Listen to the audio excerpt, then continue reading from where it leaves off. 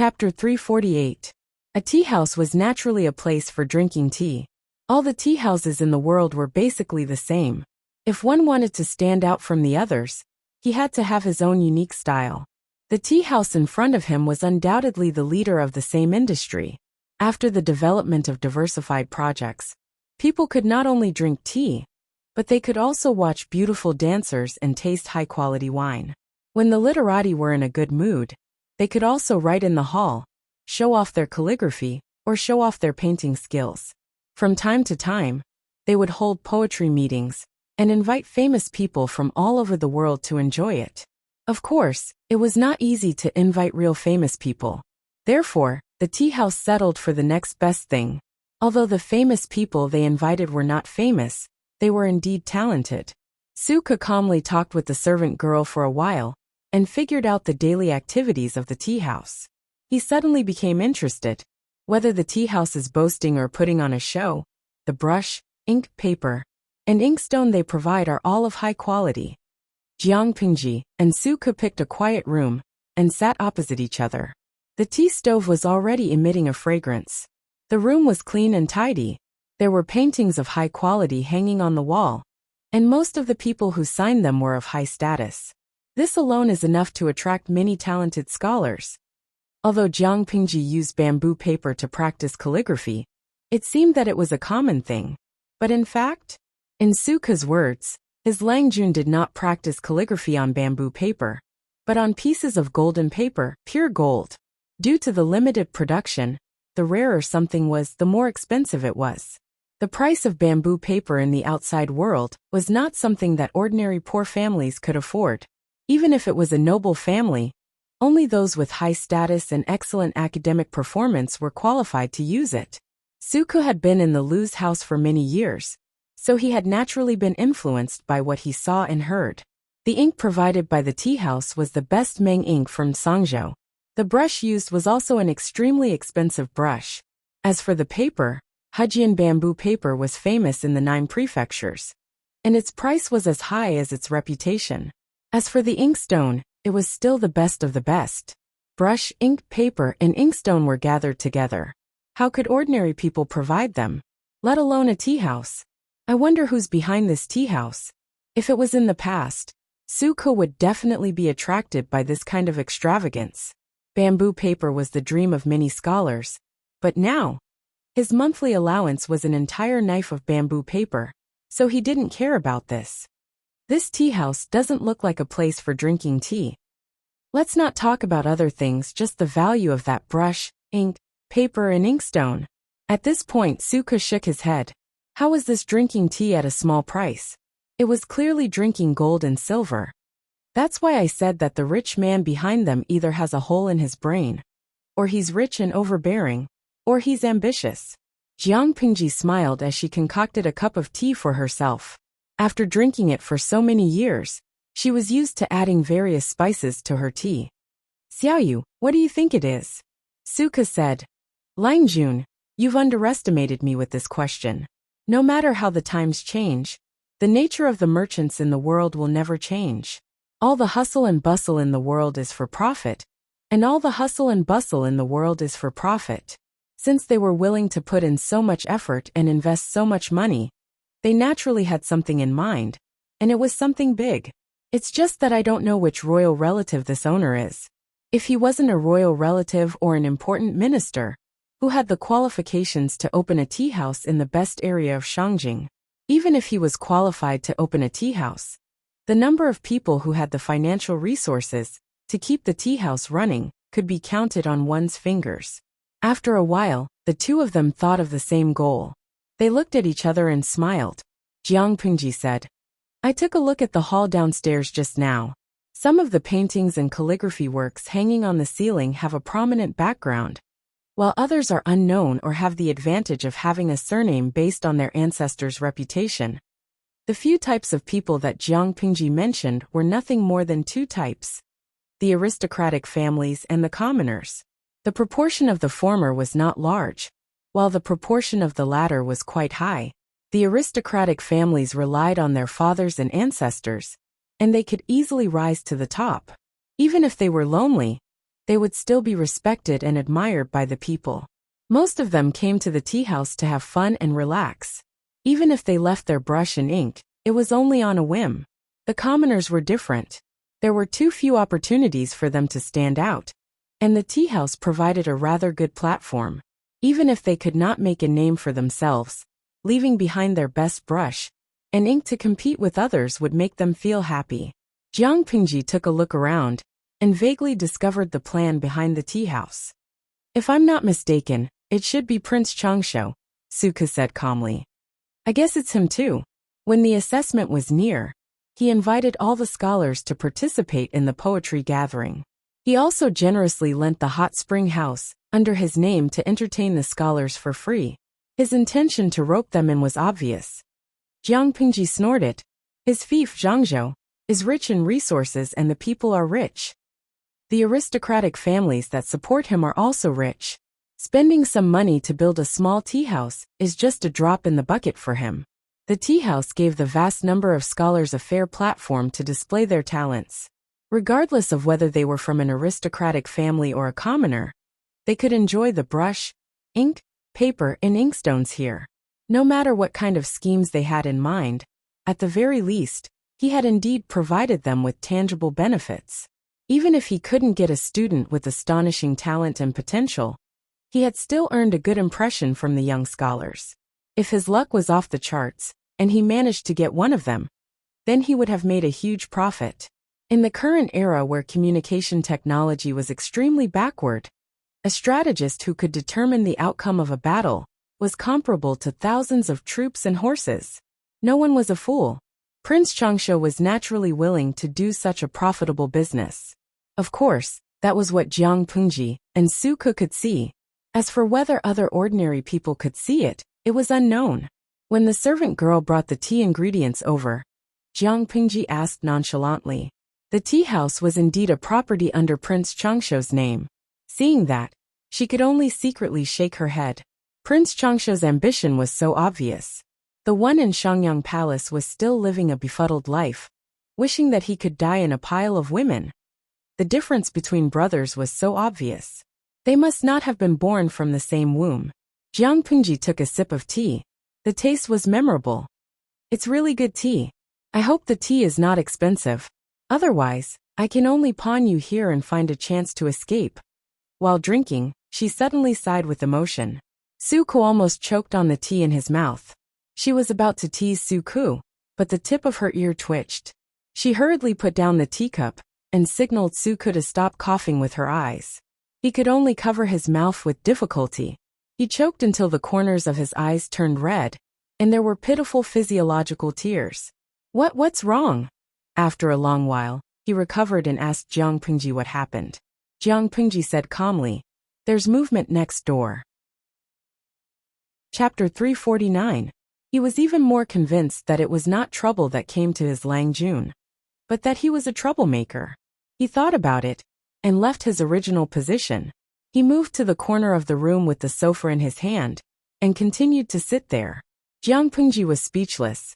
She lowered her voice and asked, "Why did you drag the sofa here?" Suka rolled his eyes and said, "It's comfortable." The two of them were speechless. They did not expect each other to be such a person. They must have been blind before. How could Suka's hearing be as good as Jiang Pingji's? He could only stick his ear to the wall, and the sound on the other side gradually became clearer. Although a gentleman should not listen to indecent things, Suka was not a gentleman in the strict sense. His Langjun was openly eavesdropping. Why should he be reserved? The noise in the tea house was very good. If he did not deliberately raise his voice, the two private rooms on the other side would not be able to hear anything at all.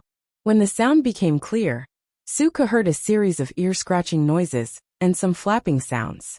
Suka was speechless. If it was before the wedding, he might have been confused for a while. But he was a new driver with a driver's license, so he suddenly saw the light.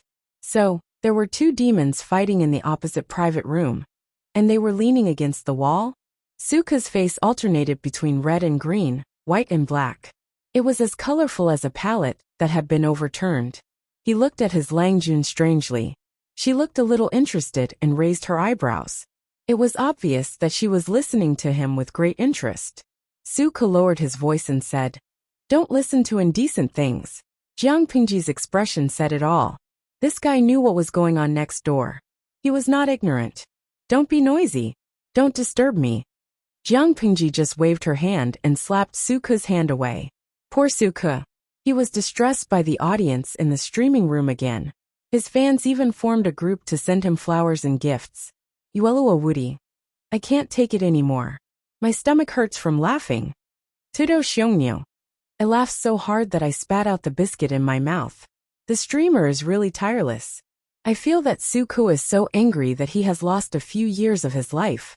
I hope the King of Hell will feel sorry for him and extend his life. Lao Siji Lianmeng. Bringing my subordinates to listen to the sex next door. Streamer, you're the best at messing with your master. I'm impressed. In Yuejia Zhugachinma. This group of people only knows how to ha ha ha. I feel like this scene is very familiar. Deja vu? The audience was dumbfounded. Was there a similar scene? Although the live broadcast room's upper limit had been increased to 150,000 viewers, it did not reduce the difficulty of grabbing a spot. Apart from those who were ridiculed as holdouts living in the signal station, it was very difficult for others to get a spot in the live broadcast room. Who knew what the host's daily routine had been like in the past few years? Wasn't it strange for her to suddenly say something like déjà vu? However, there were many talented people in the live stream room. So there were indeed people who knew about it. Lao Siji Lianmeng. Oh, I remember.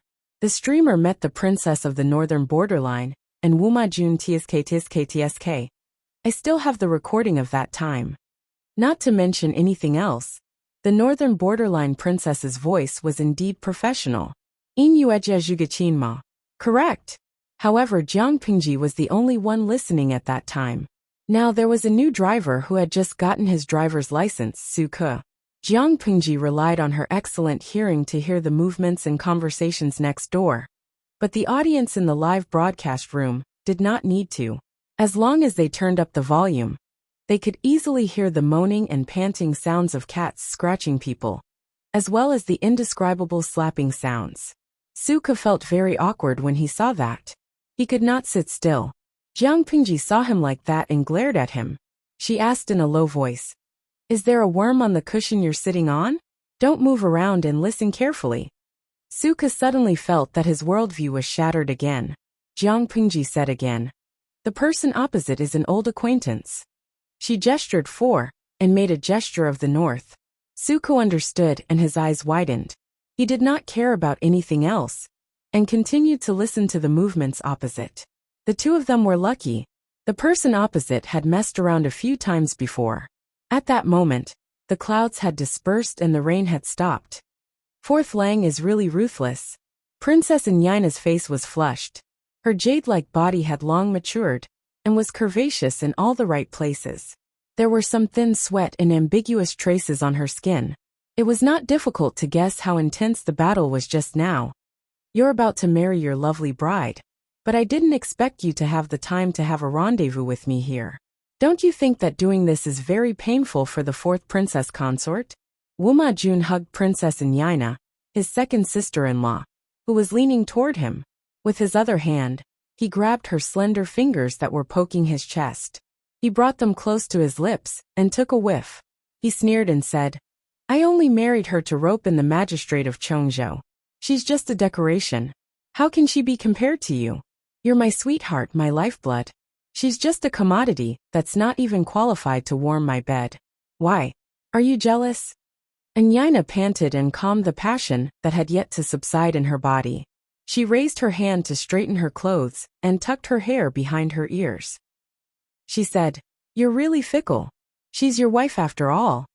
You're still my second sister-in-law." In other words, if he was not a fickle person, how could he have touched his second brother's wife and maintained a relationship with her in private for a few years? But Nyaina is the most special. I don't care how fickle I am to outsiders, but you're the wife I've acknowledged. You're the other half of my bloodline. You'll share the world with me in the future. Wuma Jun looked a little gloomy. No one wanted his woman to be another man's legitimate wife. As for the daughter of the Liu family's mistress, you can do whatever you want with her in the future. And Yaina raised her eyebrows and leaned in his arms. She asked, "Can I be a human swine?"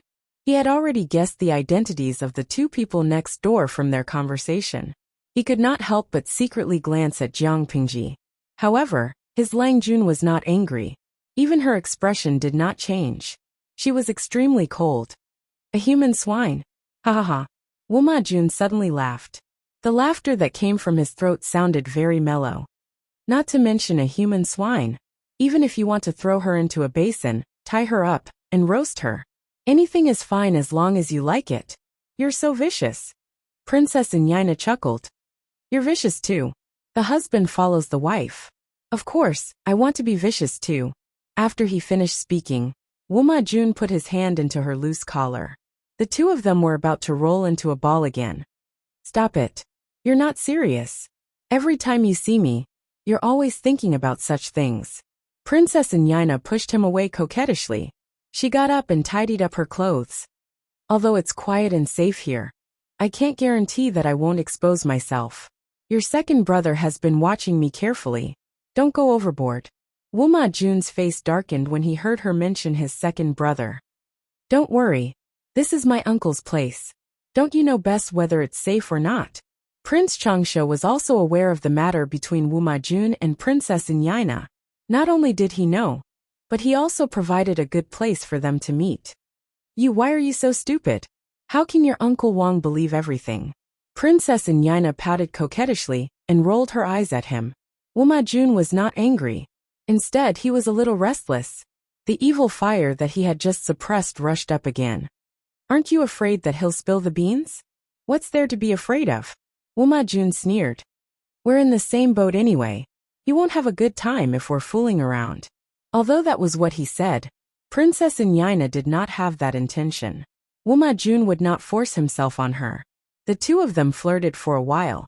Then they packed their clothes and washed their bodies in the dark room at the side of the private room. Chapter 350. Princess Yaina had changed into a new set of clothes. The new set of clothes was exactly the same as the one that Wu Ma Jun had torn just now. She left the residence in the name of praying for a child. If she returned in a different set of clothes, her stupid husband would be suspicious no matter how stupid he was. And Yaina had always been meticulous. She could handle it perfectly even if there were a few servants around her, let alone such a small detail. Every time she came out to meet Wu Ma Jun, she would ask her trusted maidservant to bring 2 more sets of clothes that were exactly the same as a backup. Wu Ma Jun's eyes lingered on her beautiful body. He was restless as he watched her put on her clothes one by one. If it were not for the fact that it was a little late, he really wanted to fool around with Yaina. Apart from other things, this woman was very open on the couch. She had too many tricks for him to take in. As long as they could please each other's bodies, the two of them had tried almost all kinds of sexual methods. To be honest, the courtesans in the brothels were not as bold and skillful as Princess Yaina.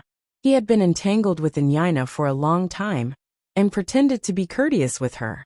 Apart from the fact that they were in the imperial court, her body was indeed very attractive. Wu Ma Jun had already entered the imperial court to participate in politics. The position of the concubine was still vacant in the backyard. He did not have any concubines, nor did he have any official concubines. However, those women were too reserved and boring. He felt like he was playing with a piece of wood when he was having sex with them. "Haven't you seen enough just now?" Princess Yaina glanced at him flirtatiously. She was like a cat gently scratching the most itchy piece of meat.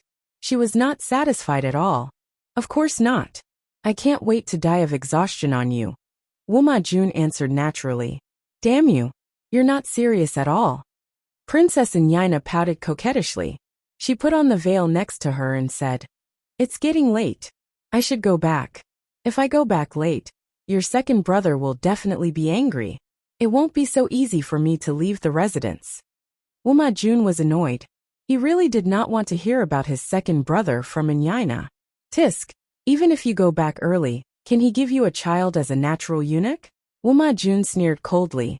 Although his second brother was not a eunuch and could use that thing, He could not impregnate a woman. Wuma Jun heard the news from Inyina. He was very shocked when he heard it. Later on, he sent people to investigate secretly. He even found the old palace maids and female officials, who had been released from the palace many years ago. After a lot of effort, he finally confirmed that what Inyina said was true.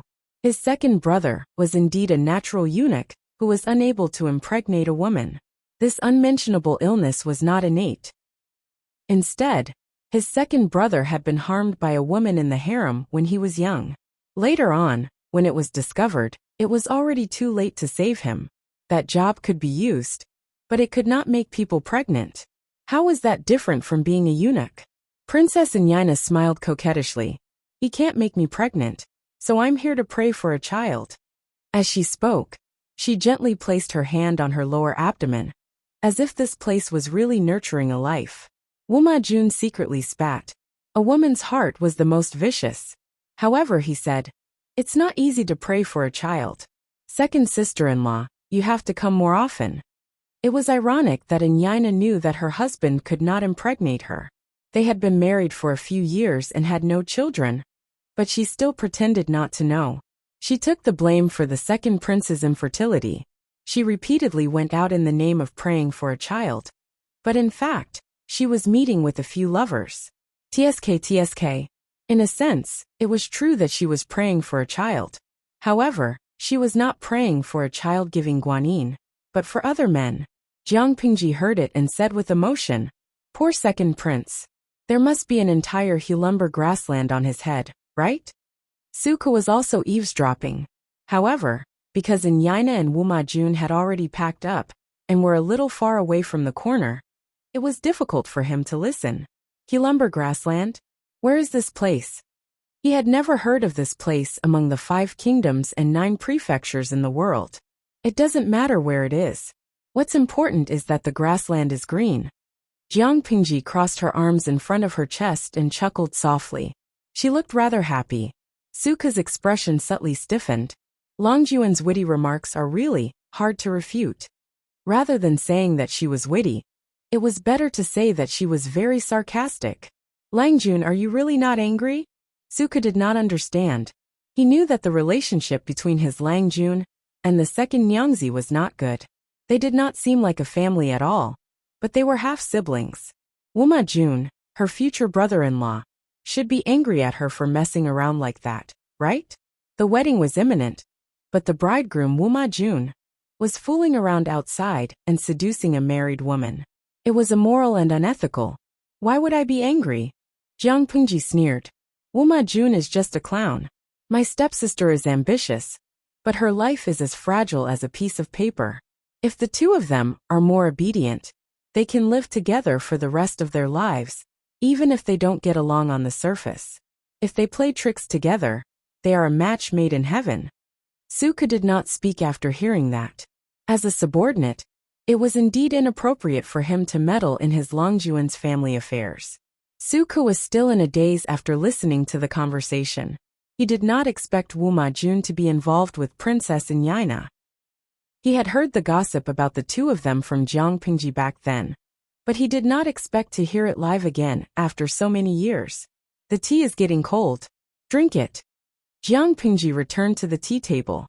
She looked as usual, as if the erotic activity next door did not affect her at all. In fact, that was indeed the case. For Jiang Pingji, whose spiritual pursuit was extremely harsh and could even be regarded as a tortoise's hair, Wuma Jun and Princess Inyina's secret rendezvous, no matter whether it was low or high-pitched moans, sounded like the snorting of a boar or a sow. It did not evoke any desire. Suka could not do that. He was a novice driver who had just gotten his driver's license. He had just divorced his wife after a few days of marriage. He could not afford to be seduced. He secretly adjusted his breathing, suppressed the restlessness, and returned to a calm and untainted state. In the tea room, the two of them sat opposite each other and drank tea. They talked about some things in Shangjing in a low voice. On the other side, Princess Inyina was not so calm.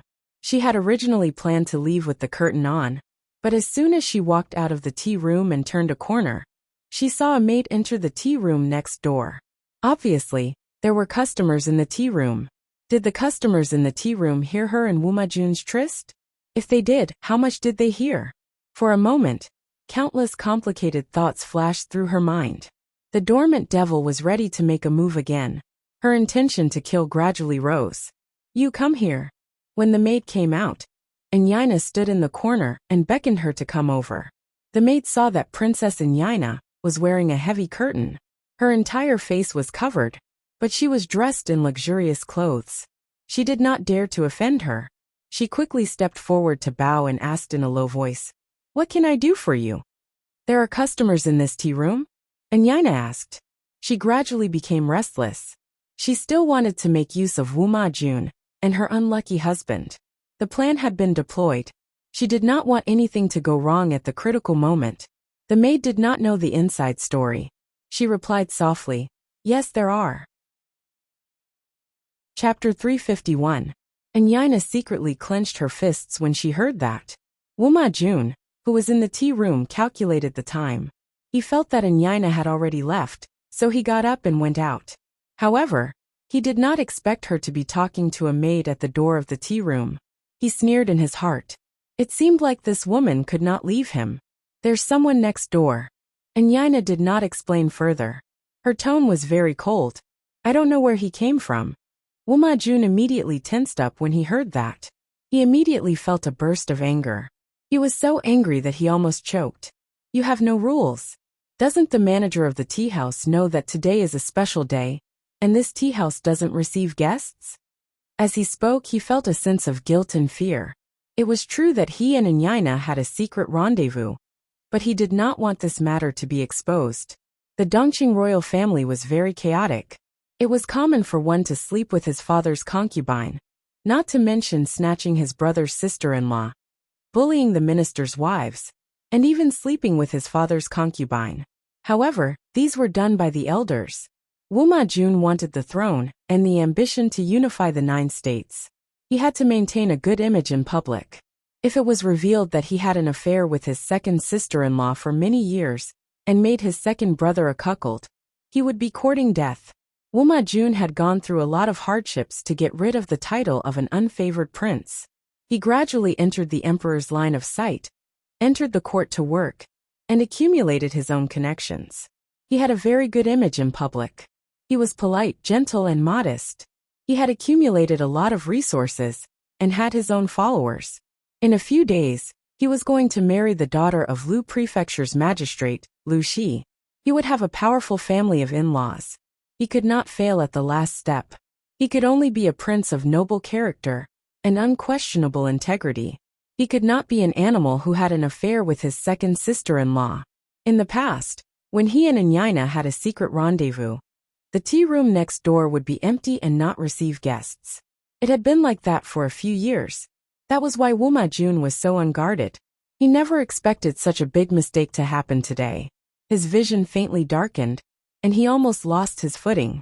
In the face of Woomajun's reprimand, the maid knelt on the ground and shivered. Even her molars were chattering. "Find out who is in this room first. If it's not important, make a decision early to avoid any unforeseen events." Princess Enyina was extremely calm. She whispered in Woomajun's ear. Her usually pleasant voice carried a chilling, murderous intent. Woomajun's muddled mind cleared up a little, and he immediately agreed to the suggestion. Between himself and others, he would naturally choose himself. Whoever stood in his path to success would be the one to die. Thinking of this, a ferocious killing intent flashed across his face. Enyina sneered secretly when she saw that. Dongqing was nothing more than a country of etiquette. From top to bottom, they were all beasts wearing delicate clothes. "I know," Woomajun replied coldly. In the tea room, Enyina's movements did not escape Jiang Pingji's ears. She did not ignore the malice and murderous aura coming from her. Jiang Pingji picked up the teacup and took a sip, then stood up gracefully.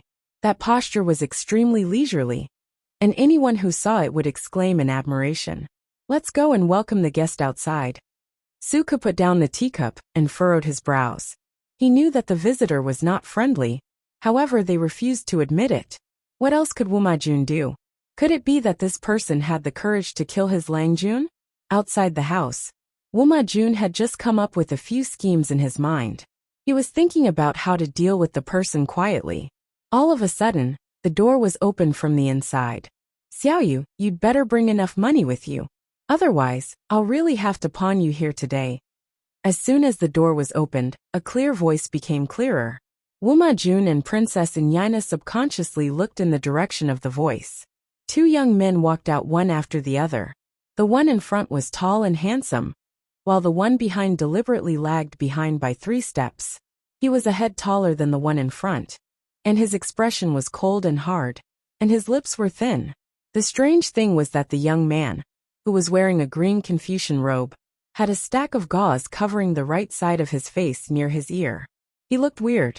Wuma Jun's killing intent surged in his heart, but when he saw Jiang Pingji's face clearly, he suddenly felt like he was struck by lightning.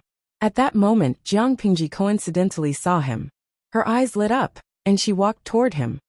Zhengze, is that you? The young man's voice was a little uncertain. When he got closer, it all turned into joy.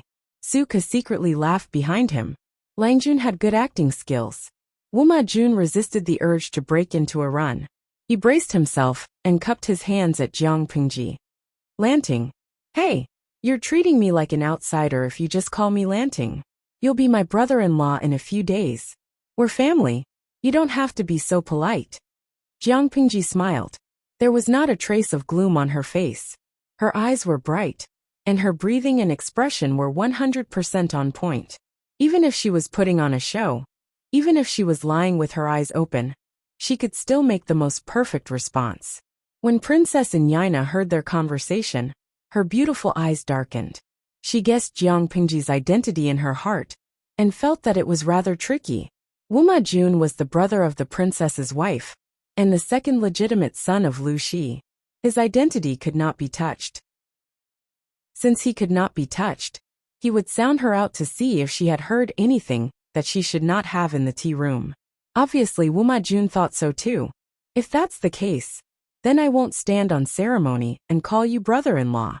Wuma Jun smiled and chatted with Jiang Pingji, as if they were very close. When they were almost done chatting, and the atmosphere was heated up, he pretended to inadvertently change the topic to the tea room. Jiang Pingji knew his intention, so she took the initiative to invite them into the tea room. She was not curious about Inyina's identity. It was as if she was just Wuma Jun's concubine. It was a normal reaction. Even the brother-in-law had no right to control his future brother-in-law's concubine, so he could only choose to ignore her. She asked the maid to clean up the tea table and serve new tea ingredients and tea sets. Wuma Jun asked, "Why did you come here to drink tea?" "To accompany Xiaoyu to buy things for his new wife." TSK. They're already married, but they're still so sweet. Jiang Pingji directly put all the blame on Suke with one sentence. Suke could not say anything about it. Wuma Jun had a low threshold for laughter. After hearing that, he clapped his hands and laughed, as if he was really amused. Jiang Pingji continued, "He's tall and strong, so he's not afraid of getting tired. My 2 thin legs can't take it. I saw that there's a tea room here, so I came up to rest. Speaking of which, this is a good place. It's obviously a busy city, but it's quiet after I came up. It's just a little deserted." Wuma Jun said, "That's not right. It's an elegant place. If it's filled with noise from the outside world, won't it spoil the atmosphere?" "That's true. If that's the case, it'll be inferior and appear vulgar." Jiang Pingji smiled and said, "After listening to your explanation, this tea room actually has some hidden interest in the city. However, I'm worried that the tea here is expensive, so I don't dare to come here often." Chapter 352. Wuma Jun felt that he had found out the information he wanted without batting an eyelid. His anxious heart was at ease, and his posture was more relaxed than before. Princess Inyina, who was silent, glanced at Jiang Pingji out of the corner of her eye. She happened to catch Jiang Pingji looking at her too. "Is this Zhengze's beloved concubine?" Jiang Pingji asked deliberately. She was dressed like a woman and looked very familiar to Wuma Jun. Any normal person would have such doubts. Wuma Jun hurriedly clarified, "Brother-in-law, you can't simply say that. If second brother hears it, He'll definitely be jealous. This is my second sister-in-law. She went out of the city to climb Guanyin Mountain during the day and asked for your mercy. This is my second sister-in-law. She went out of the city to climb Guanyin Mountain during the day, so I wanted to send her back. He did not further explain why he did not send her back to the second prince's residence, but to the tea house instead. Jiang Pengji came to a sudden realization. She said frankly and apologetically, "Oh, it's the second princess. I was rude just now. Please forgive me." And Yaina took the opportunity to secretly size up Jiang Pengji. She was completely at ease when she saw that there was indeed nothing unusual about her expression. "It's okay. I can't blame Langjun for suspecting me just now. It was indeed my fault." And Yaina did not let Jiang Pengji apologize and salute. She smiled sweetly to smooth things over. "I wonder if Langjun heard anything just now?" And Yaina suddenly asked. She still had a smile on her face. She curled her fingers like an orchid and pretended to tuck her hair behind her ears. One could not see any panic or guilt from her posture. It was as if the question just now was normal, as if she was asking about the weather. Although she asked that, her mesmerizing eyes were secretly observing Jiang Pengji's reaction and expression. Jiang Pengji was experienced. How could she be tricked by such a simple trick? She frowned as if she was puzzled. Her dark eyes were filled with doubt. She asked what happened. Upon seeing that, Yaina felt relieved. She quickly thought of a suitable excuse and said, "Langjun, you don't know. I was taking a nap in the next room just now and heard some rustling. I was too tired from praying to Guanyin during the day, so I couldn't open my eyes. After waiting for a while, when I woke up, I found that I had lost a valuable item. It must have been a thief." She smiled bitterly as she spoke, as if that thing was very important to her. "A thief broke into the tea house?" Jiang Pengji furrowed her brows and asked seriously, "What did the second princess consort lose? If it's a personal item, once the thief spreads it, it may cause great damage to your reputation. You must catch him as soon as possible." And Yaina pursed her lips and revealed a bitter expression. "Thank you for your concern, Lu Langjun."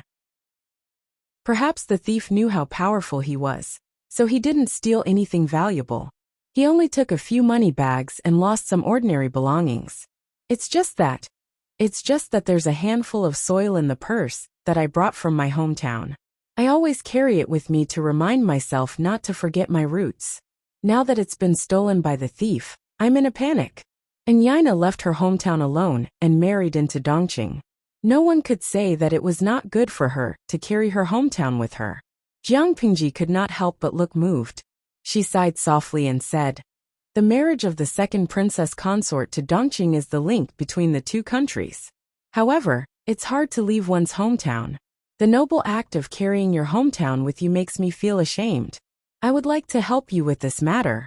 However, Xiaoyu and I didn't hear anything unusual when we were drinking tea in this tea house. Should we ask the manservant in the hall?" And Yaina knew how good the tea house was. Otherwise, she would not have chosen it to meet Wu Ma-jun. Now that she had tried repeatedly and confirmed that Jiang Pengji and Xiaoyu really did not hear her secret, the doubts in their hearts naturally dissipated. She smiled and nodded, revealing a fragile and worried look. "If that's the case, I'd better not trouble you. I'll send someone to check it out later. If I can't get it back, I can only lament that it's God's will. I heard that your sister is about to marry into the royal family. She'll be a relative by then. You should visit her more often in the future. It's getting late now. I should go back to the residence so that my husband won't miss me." And Yaina deliberately mentioned her stepsister, Lu Huan, in the Lu residence. Jiang Pengji responded very tactfully. "You're right, second princess consort." Jiang Pengji smiled embarrassedly and said humbly, "My sister has been spoiled too much at home. She has a bad temper. Please take care of her after the wedding, second princess consort.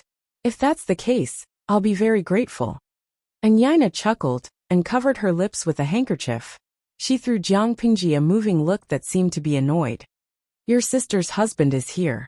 He should be the one to take care of her." And Yaina stood up and pretended to leave. Wu Ma-jun blushed in cooperation.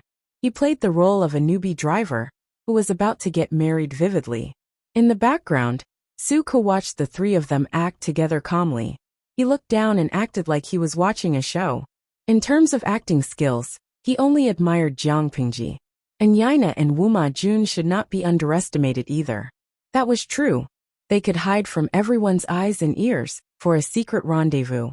If they did not have some acting skills, they would have been exposed long ago. How could they be free and unfettered until now? Seeing that Yaina and Wuma Jun found an excuse to leave, Suko stood up with Jiang Pingji and prepared to send them off. However, God did not seem to care for Yaina and Wuma Jun. Their departure did not go smoothly. A maidservant stopped them with a slightly awkward expression and bowed deeply to them. What happened downstairs? Jiang Pingji played with the sandalwood fan in her hand. She opened it and closed it with a snap. She asked the maid indifferently, "If you don't have an explanation and stop the four of us here, I'll settle the score with your boss." The maid heard that and cold sweat rolled down her back. She said in fear and trepidation, "Please don't be angry. Please don't be angry. It's just that some unruly commoners are making trouble downstairs. I didn't want to offend you, so I took the liberty to stop you." "Making trouble?" Jiang Pingji smiled. "I remember that this is a property under Prince Changshuo's name. How dare someone make trouble here?" As she spoke, there was a clatter downstairs. It seemed that something had been smashed. Jiang Pingji walked past the maid and went downstairs to join in the fun. "Xiaoyu, protect the fourth prince and the second princess. Don't let the villains offend them." Before she left, she gave Suko an order. It was also that order that ruined Suko's and Xiaoyu's plan to leave through the back door. They could only bite the bullet and follow her downstairs. In the hall, the musicians who were plucking the strings and the dancers who were dancing had already pushed away in fear and hid at the side. There were two groups of people confronting each other at the place where they were supposed to be painting. They were at daggers drawn and the atmosphere was tense. "What happened?" Jiang Pingji looked at the two groups of people and asked the manservant, who was doing odd jobs on the first floor, in a low voice. Chapter 353. Hearing Jiang Pingji's question, he composed himself and cupped his fists in fear. "Lang Jun, if you have nothing to do, it's better not to get involved in this matter." When the gods fought, the mortals suffered. In Shangjing, there were two groups of people that could not be provoked. One was the relatives of the emperor, and the other was a group led by eunuchs. The two groups fought openly and covertly in the court. They were also at loggerheads in the court. "Oh, I'm just asking what happened. What does it have to do with you whether we can afford to provoke them or not?" Jiang Pingji was too lazy to lift her eyelids. Although the servant had good intentions, after thinking about it carefully, he was overbearing. She was just asking. It was her business whether they would cause trouble or not. It was also her business whether she was afraid of trouble. She did not need a third party to make decisions for her. The servant's face froze. He realized that his words were inappropriate and had angered Jiang Pingji. He hurriedly tried to salvage the situation. He cupped his fists and apologized. "Lang Jun, please forgive me. It was my fault just now." "Okay," Jiang Pingji responded. Her eyes drifted to the two groups of people in the middle of the hall. They seemed to be confronting and discussing. There were messy tea sets and the four treasures of the study lying at their feet. There were also tea tables and study tables that had fallen apart. It seemed like they were going to start a fight. The servant understood. He did not dare to act smart this time. He hurriedly explained, "It's not a big deal. It's just that Secretary Huang's godson and General Fang's Langjun had a conflict because of the chief. They disagreed with the judgment and had a quarrel. That's why they started a fight." Secretary Huang. Jiang Pingji frowned. She understood the situation in Shangyang Palace. Secretary Huang should refer to the most useful eunuchs by the emperor's side. Among them, Secretary Huang served the emperor and was valued by the emperor. He had a great say in the group of eunuchs. He was the one who sold positions and titles the most. Although Secretary Huang was a rootless eunuch and was destined to have no bloodline to inherit, he could recognize a godson and continue the family line. The so-called godson was naturally the child of Secretary Huang's adopted godson. He called Secretary Huang grandfather. As for General Fang, it should refer to the emperor's mother's family. General Feng was the emperor's mother's younger brother. His family was favored. More importantly, the emperor's first wife was also from the Feng family, including the one conferred posthumously by the emperor. The Feng family had already produced 2 empresses. For a time they were extremely wealthy. In order to keep the aristocratic families in check and balance, the emperor took back the power in the hands of the aristocratic families, and made great efforts to rope and cheese maternal family. These 2 groups of people are fighting because of the leader? Jiang Pingji asked. Yes. The manservant nodded awkwardly. The main mission of the tea house was to attract and discover talented people. They would often take out prizes to attract scholars to gather here and paint. Then, from all the works, the best would be chosen as the champion. The treasured works could also be hung in the tea house for guests to admire and promote their literary reputation. True scholars from noble families disdained this method of spreading their fame, but ordinary commoners valued it very much. In addition, the owner of this tea house was Prince Changsho, who had real power. Naturally, the tea house's business was not bad. Even though the descendants of eunuchs were wealthy, they were still looked down upon by others. They also needed a reputation to gild themselves. To put it bluntly, they were nouveau riche. They had no foundation, and could not lift their heads in front of the aristocratic families. Secretary Huang's godson was 18 years old. He was very good-looking, and looked like a scenery when he stood there. However, he had the title of descendant of eunuchs in his head. He had always been despised by the gentry families. The gentry families with a foundation could not hang out with him. He also knew what he lacked, so he worked hard to promote his literary reputation. He could not change his background, and could not decide his starting point. He had to work harder the day after tomorrow. As for General Feng's son, he was a playboy. His height and width were almost the same. God knew how many masters he had hired. But after a few years, he still could not teach much. He usually did not listen to classes, and did not work hard. He only knew how to fool around in the inner court, and spoiled many girls. However, he thought highly of himself, and felt that his talent had surpassed the sky. He was very indignant that his first place had been taken away by others. Because of this, the 2 groups of people confronted each other. General Feng's son even instructed the manservant to fight. Bah, you're just a descendant of eunuchs. You can't just enjoy your old capital, or inherit the family's unique skills. How dare you come out and make a fool of yourself? General Feng's son raised his hand and wiped his face. His face was oily, making him look very greasy and fat. Family's unique skills?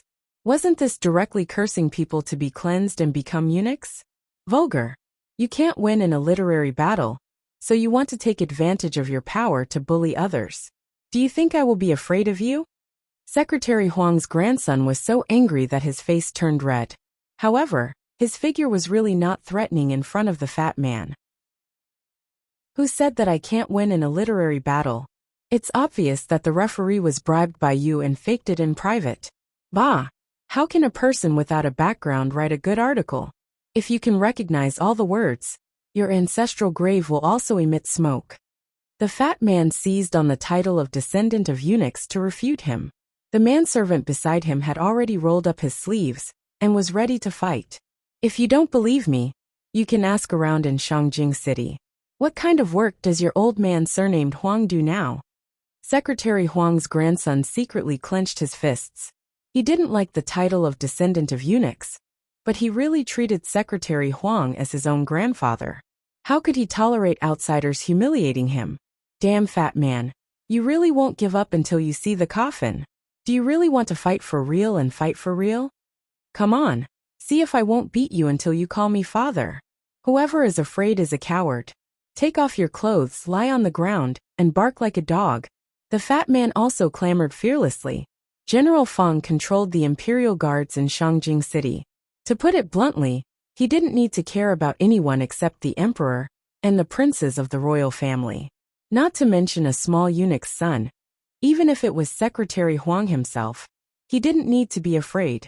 The people of the 2 sides were burning with anger.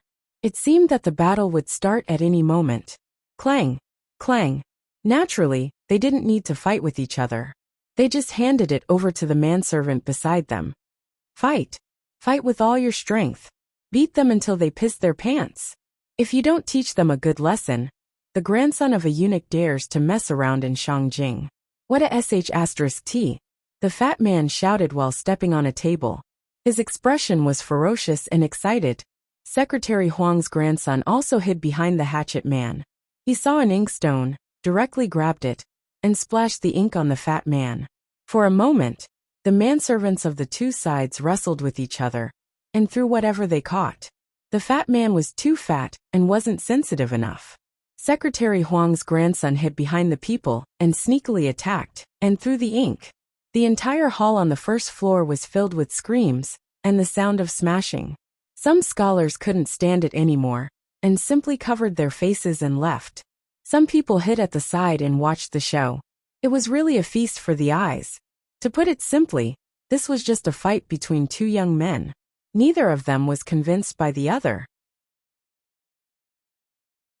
Chapter 354. Ingyang Kuaixian. Oh my God! The spectators were so surprised that they dropped the melons in their hands. After watching the host's live broadcast for a few years, this was the first time he had seen a group fight of such a scale. Moreover, the two parties involved in the fight were rich second generations with great status in ancient times. This feeling was indescribable. Lao Ciji Lianmeng. TSK, to put it bluntly, they are just nouveau riche or local tycoons with no background. From this, it could be seen how the upbringing of the two families was like. If it were a landowning household with a solid foundation, even if they wanted nothing more than to stomp the other party to death, they would still be courteous on the surface. Linglong Mabao. Hashtag propping my chin. Compared to a hypocritical battle of words, I still prefer this kind of momentum. Nguan Bao Tai. Ha ha ha, I like it too. Just like what the host had said before. It was useless no matter how eloquent you were with your mouth. Once your opponent's ears were blocked, you wouldn't be able to affect him no matter how loud your opponent was. What was the use of only being good at talking? Even if he gave the other party a few scratches, why not hit him back for others to see? Therefore, if you can use your fists, you definitely can't use your mouth. Because of Jiang Pingji's influence, most of the audience in the streaming room had been infected with her temperament. Life and death are indifferent. If you're not satisfied, just fight. If you can use your fists, don't talk nonsense. Jiang Pingji raised her hand to protect Su Ku to prevent the thin scholar from getting involved in the melee. Out of the corner of her eye, she glanced at the expressions of the passers-by around her. They all looked like they were here to watch the show. She was slightly moved. Let them fight and not find someone to separate them? Jiang Pingji lowered her eyelids and asked the servant coldly. The servant smiled bitterly, as if he had drunk a large bowl of bitter gourd juice. His entire face was scrunched up. What are you talking about? The servant added in his heart, but he didn't dare to say it out loud. Although my master is Prince Changsho, the prince is busy every day. How would he have the time to care about these trivial matters? No matter if it's the grandson of Secretary Huang or the son of General Fang, they're both immovable Buddhas. Who dares to stop them? It was not a big deal to stop a fight, but they were afraid that both sides would think that the third party was a hindrance and beat up the person who tried to stop the fight first. At that time, it would truly be like suffering in silence, unable to voice out the bitterness. When immortals fought, mortals suffered. Now, he could only hope that they would finish the fight as soon as possible, so that the tea house could close early. As for the items that were broken or smashed, make a list and send it directly to their mansions. For the sake of the Buddha, the owner of the tea house was Prince Changsho. Secretary Huang and Army General Fang would also consider compensating them. After listening, Jiang Pingji coldly responded with an, "Oh," and did not comment further. A bunch of brats causing trouble. They're wrestling on the ground. There's no technique involved at all. Jiang Pingji crossed her arms in front of her chest and took a step back to avoid the delicate teacup that was about to hit her toes. She tilted her head and complained to Su Ke. Who do you think will win? Su Ke glanced at his Langjun and prayed that he would not cause any more trouble. He lowered his eyes and muttered, "It should be from Secretary Huang's family. Nowadays, the government relies more on eunuchs. The group of eunuchs was very powerful, and now they were also arrogant, like the sun at high noon. But in essence, everything they had came from the emperor's connivance. The selling of official positions and titles was also secretly approved by the emperor. They were closely attached to the emperor, and their life and death were decided by the emperor. If the emperor was still young, they would have great achievements. But the problem was that although the emperor was muddle-headed, he was blinded by greed and attached great importance to power. The eunuchs were just dogs in the emperor's hands that were used to bite people. The group of relatives of the emperor was different. Although they were also the emperor's dogs, they had their own roots and had more autonomy than the eunuchs. The emperor also handed the imperial guards of Shangjing to the Fang family, which showed how much the emperor valued the Fang family, the group of relatives of the emperor. They also had a higher position in the emperor's heart. Whether it was the group of relatives of the emperor or the group of eunuchs, they were originally promoted by the emperor to deal with the aristocrats. Now that most of the aristocrats in Shangjing had retreated, there were also many high officials who had resigned. For example, the head of the secretariat, Feng Run, had given the emperor a fatal illusion. What illusion? He mistakenly thought that he had taken back the power in the hands of the aristocratic families. He felt that he was no longer a puppet emperor who was constrained by others. Under such circumstances, the two dogs that he raised, the group of eunuchs and the group of relatives of the emperor, became a bit of an eyesore. The group of eunuchs could only rely on the emperor. In comparison, the group of relatives of the emperor was more troublesome. Jiang Pingji also guessed that they were from Secretary Huang's family.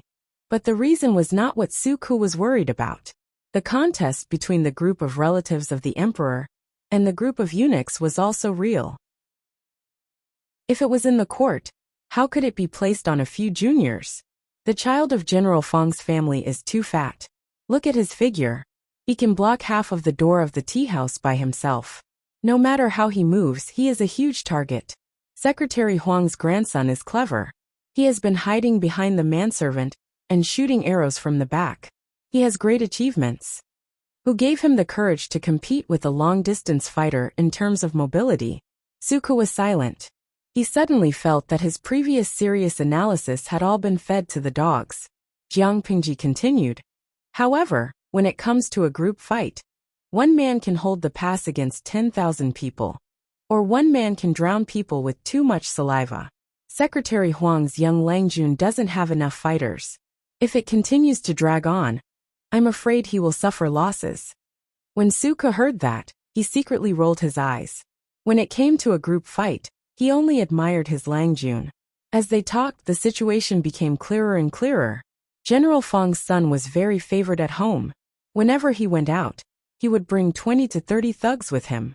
Just now, only half of them participated in the battle. The other half received the news that Langjun had been beaten and rushed in from outside. Originally, the two sides were evenly matched, but now, because of the number of people, the balance had tilted. Seeing that Secretary Huang's grandson was about to be caught and beaten up, the lad suddenly rolled backward and shouted regardless of his embarrassment. Brother Ju, come and save me. Brother Ju? Jiang Pingji was already tired of watching. She didn't expect Secretary Huang's grandson to call for help at the last minute. She scanned her surroundings, wanting to find out who Brother Ju was. Fang Pengzi's side had already formed an overwhelming advantage. His super heavy body formed a shadow that forced Secretary Huang's grandson to the corner. Bah! Call for help. Let's see who can help you, you bastard.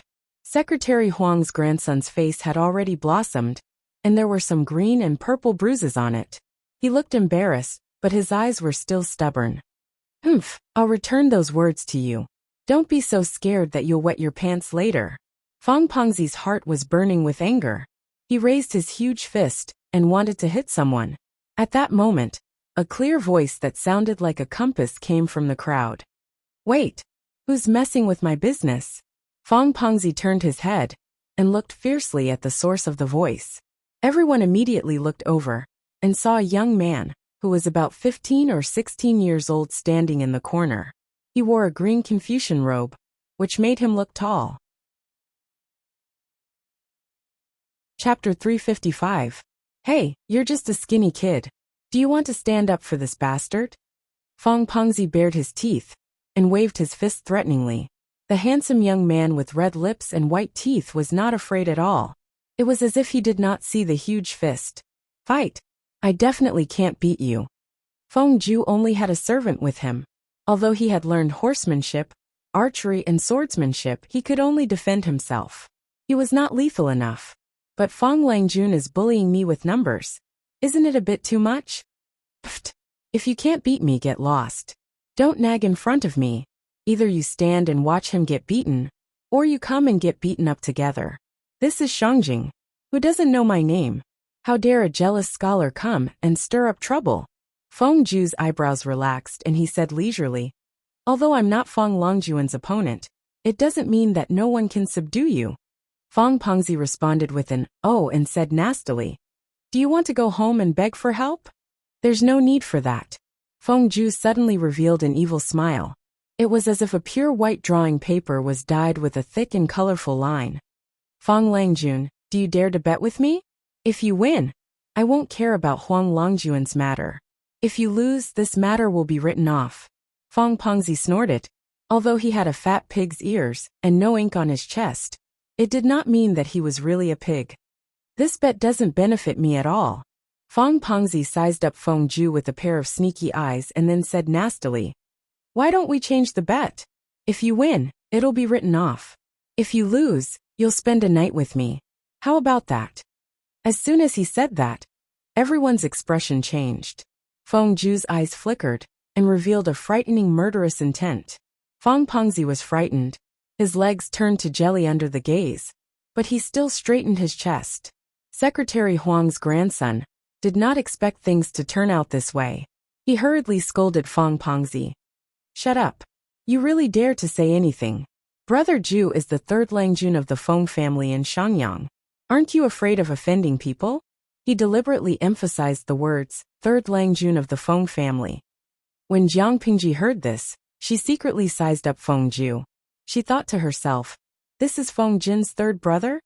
Feng Ju's attire looked simple, but the material of his clothes was exquisite. With one look, one could tell that he was either rich or noble. Fong Pengzi did not expect him to have such a powerful background. Although the head of the secretariat, Feng Run, had retired long ago, the prestige of the Feng family in Dongqing was still unshakable. Fong Pengzi wanted to retreat, but he didn't want to show any fear on his face. Feng Ju sneered and said, sure. Brother Ju. Secretary Huang's grandson looked regretful. If he had known this would happen, he wouldn't have dragged Feng Ju into this quagmire. Fong Pengzi secretly cursed in his heart. Since Feng Ju didn't give him a way out, then everyone was in a difficult position. What are we betting on? Fong Pengzi asked. Feng Ju pointed at Jiang Pingji, who was watching the show from the side. Whoever can take away a personal item from this Langjun will be the winner. What do you think? Jiang Pingji was confused. The audience in the streaming room also reacted. He was trying to divert the trouble to someone else. Xylitol chewing gum. No way. Young Feng Jin's brother is so black-bellied and hateful. He actually framed the streamer? Linglong Mabauso. You're so naughty. The streamer is really unjustly implicated this time. Noodle House Lao Ciji. Why do I feel that this brother Ju has already recognized the streamer's identity and wants to ask for help? Feng Jin knows the streamer. He must have told his brother about the streamer's terrifying combat power. He said that the streamer can fight 100 people alone. Everyone was confused by the content of the bet. Fong Pengzi was the first to react. He was so angry that he almost stomped his feet. Bah, you must know this person. This is cheating. Feng Ju looked innocent and said, I don't know this Langjun. Jiang Pingji frowned unhappily. Her hands were a little itchy. She said, I don't know him either. Fong Pengzi smiled evilly. Since you don't know him, this bet is much easier. Kid, if you don't want to suffer for nothing, then take out a personal item. The more personal, the better. This young master will definitely win this bet. Surround him. The manservants obeyed and hurriedly surrounded Jiang Pingji, separating Feng Ju at the same time. As long as Fong Pengzi got Jiang Pingji's personal item before Feng Ju, he would win the bet. Jiang Pingji sneered and suddenly asked in a clear voice. Feng Huayu, are all your brothers so naughty? At that moment, a clear and mature voice of a young man came from the private room on the second floor. My younger brother is naughty and mischievous. Please forgive him. As soon as the voice fell, a young man wearing a jade crown and a watercolored scholar's robe lifted the bead curtain of the private room and walked down the stairs. Looking closely, it was not Feng Huayu, whom they had not seen for a few years. The young man's appearance was magnificent. His facial features were slightly similar to the young man from before. When the two were put together, it was obvious that they were biological brothers. Even so, he shouldn't have made such a bet. If he had lost, how would it have ended? Jiang Pingji was puzzled. In her opinion, the upbringing of the Feng family could only produce a gentleman like Feng Jin. How could they have produced someone as rebellious as Feng Ju? He was bold and willful. He even dared to agree to the terms of the bet. This kid had a good temper. With Jin watching over him, nothing will happen. After not seeing him for a few years, Feng Jin's impatience and immaturity had disappeared under the tempering of time. What was left was the smoothness and transparency of pearls and jade. He was like a pearl that had been dusted off. He shone brightly, warm and not dazzling. What about my reputation? Nothing would happen to him. But his reputation would be bad if it was spread out. Feng Jin's lips moved slightly. There was a hint of helplessness in his eyes. There's no need to worry when there are too many debts. Among the three brothers of the Feng family, only Feng Ju was a freak. His rebellious temperament was unknown to whom he got it from. Jiang Pingji understood after hearing his words. Jiang Pingji and Feng Jin reminisced about the past. Feng Pengzi felt that he had been left out. He was unhappy and was about to throw a tantrum. Feng Pengzi stomped his feet and pointed his fat finger at Jiang Pingji. His expression was slightly ferocious. Who cares who you are? Capture this kid and remove his clothes. Didn't you want a personal item? I'll take it all, and make this bet lose for sure. Feng Jin looked at Feng Pengzi with pity. He was acting recklessly. Feng Ju's eyes moved back and forth between his brother and Jiang Pingji. No one knew what he was thinking. Take good care of my accountant. If he loses even a strand of hair, Huayu, you can't afford to pay for it. Jiang Pingji threw the sandalwood fan in her hand into Feng Jin's arms and entrusted Su Ku to him. On the side, Princess and Yaina glanced at the handsome Feng brothers with coquettish eyes. They were a feast for the eyes and made one's fingers twitch. She wondered where Lu Shi came from. He actually knew so many young talents. Feng Jin smiled happily. Of course I'll ensure that Xiaoyu will be fine. The audience in the streaming room could not help but cover their eyes. The scene that followed was too bloody. They could not bear to look at it. Hee, have you thought it through? Feng Pengzi was still unaware of his imminent death. He thought that Jiang Pingji was afraid of trouble and wanted to take the initiative to admit defeat. Remove your clothes. Do you know who my father is? Jiang Pingji asked. Feng Pengzi was furious. I don't care who your father is. Yes, you don't have to care who my father is, but you have to know who I am. Chapter 356. You don't need to know who your father is, but you need to know who your father is. Hearing Jiang Pingji's declaration, Feng Ju was stunned on the spot. A wanton evil smile appeared on his face. Second brother, is this the Lu Lanting that you always talk about? It's true that hearing about you is not as good as meeting you in person. What a madman. Not to mention anything else, just this rebellious arrogance was quite to his liking. Feng Jin secretly caught a glimpse of his younger brother's infatuated expression. He couldn't help but raise his hand and tug on his sleeve, pulling him out of the battle circle. He didn't want his third brother to be innocently implicated. If he was beaten up by Jiang Pingji, he would have been beaten up for nothing. There would be no place for him to argue. As he spoke, Secretary Huang's grandson held his sore waist with one hand and covered his slapped face with the other as he limped towards Feng Ju. Brother Ju, it's my fault this time. I've implicated you. Hiss, this stinking fatty, it hurts a lot when he hits me. Secretary Huang's grandson grimaced in pain.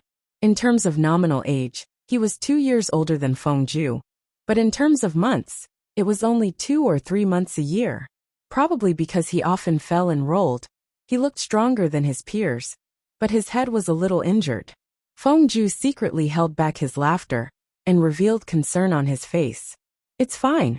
It's just that when Bogeo returns this time, I'm afraid he will be punished by the family law Rot Tan. When he heard the words family technique Rot Tan, his face, which looked as if a palette of colors had been overturned, became even more distorted, making him look even more abstract. Alas, don't talk about it. I'll definitely be beaten when I go back this time. Secretary Huang's grandson looked sullen, and his face was full of drama. When he was free, he secretly glanced at Feng Ju. Seeing that Feng Ju had no intention of distancing himself from him, he secretly breathed a sigh of relief. To be honest, even if he hated others who humiliated him, because he was the descendant of a eunuch, he could not deny his family background. It was also the source of his inferiority complex. It was not easy for him to meet a like-minded friend who came from a prestigious family. He really did not want to lose Feng Ju because of this. This is Huaiji's good friend. Feng Jin did not care about the chaotic situation on the field, because he knew very well that those minions were not even enough to fill the gaps between their teeth. Feng Jin's younger brother was called Feng Ju. His courtesy name was Huaijia. This generation of the Feng clan's descendants were mostly named with words related to jade. Hearing Feng Jin mention him, Secretary Huang's grandson quickly put away his playful expression and said seriously, "That's me." Feng Ju introduced, "Second brother. This is Huang Song, the classmate and good friend I've always mentioned. He's the disciple of the great scholar Mr. Ji." Dongqing had a strong academic atmosphere, and there were many great scholars. Although the Mr. Ji that Feng Ju mentioned was not comparable to Master Yuan Jing, he was still a very famous great scholar within the borders of Dongqing. Huang Song was able to use the title of the eunuch's descendant and become the disciple of a famous teacher. Obviously he had some skills. Huang Song hurriedly said, "I don't deserve it. Second brother Feng can just call me Bogeo." Feng Jin smiled gently and nodded. "Then it would be impolite of me to refuse." Huang Song was very sensitive to the emotional changes of others. He immediately knew that Feng Jin was keeping a distance from him. He wasn't too upset about this. If others knew that he was Secretary Huang's adopted grandson, they would have covered their noses and walked away. Very few people were willing to have a normal conversation with him. Feng Jin's attitude was actually very good. He was so focused on recognizing people that he almost forgot that Jiang Pingji was still fighting with Feng Pengzi. Huang Song slapped his forehead with one hand and hurriedly turned to ask Feng Ju, "Brother Ju, should we call for help?" Feng Ju lowered his eyelids and pouted. "Does he look like he needs help?" As soon as he finished speaking, Huang Song also turned his head to look at the situation of the fight in the hall. He happened to see a huge black shadow fall at his feet. Huang Song was so scared that he hurriedly took 2 steps back. He was still in shock. "Come. Now tell me who's the father." "You're the father. You're the father." Feng Pengzi could still be arrogant at first, but as the servants died one by one and became paralyzed at his feet, his confidence became more and more fragile. He was like a snail that had its shell removed, revealing its tender body to be trampled on by others. He didn't feel the slightest sense of security. In an instant, he responded to whatever Jiang Pengji said with tears and snot flowing down his face. Jiang Pengji lifted her leg and kicked the servant who was blocking the way aside. She grabbed Feng Pengzi's collar with one hand and lifted him up with one hand, while Huang Song's eyes almost popped out of his head. "Say it again. My ears aren't good. I didn't hear it." "Father, you're my father." Feng Pengzi was tall and sturdy, but it was all fat. He was shorter than Jiang Pengji by a head. Now that she lifted him up like a little chick, he was scared out of his wits. He shrank his neck like a quail and spoke incoherently. When Huang Song saw this, he was secretly speechless. He almost bit his tongue. He muttered in a low voice, "Oh my, that damn fatty weighs more than 2 dawn." But he actually lifted him up with one hand. This is simply innate divine strength. 1 dawn was equivalent to about 50 kilograms. 2 dawn was a full 200 kilograms. And this was just an estimated figure. Looking at Feng Pengzi's body size, he was at least 240 kilograms. His arms were thin, but he didn't expect his strength to be so great. Only then did he realize that Jiang Pingji had single-handedly defeated all the servants and fighters that Fang Pengzi had brought. Everyone had been beaten black and blue, even though no one had died. Looking at the degree of swelling, they would not be able to leave the house for the next 2 weeks, and would not be able to see anyone. When he saw this, Huang Song's eyes revealed his appreciation for talent. He was eager to make friends with her. It's not a secret that Lang Jun was born with divine strength. Suka chuckled, as if the person who emitted the aura of a ruffian was not his Lang Jun. May I know where your Lang Jun's ancestral home is, and where he lives? Huang Song asked with his hands cupped together. He was rather gentlemanly. My Lang Jun's ancestral home is in Hejian. He has lived here for a long time. His family is Lu, Suka said plainly. When Huang Song met his eyes, he faintly felt a sense of fear, as if his thoughts had been seen through. The magistrate of Chongzhou Lu Shi is Lang Jun's father. This background was not something that the descendants of eunuchs could covet. Suka added silently in his heart.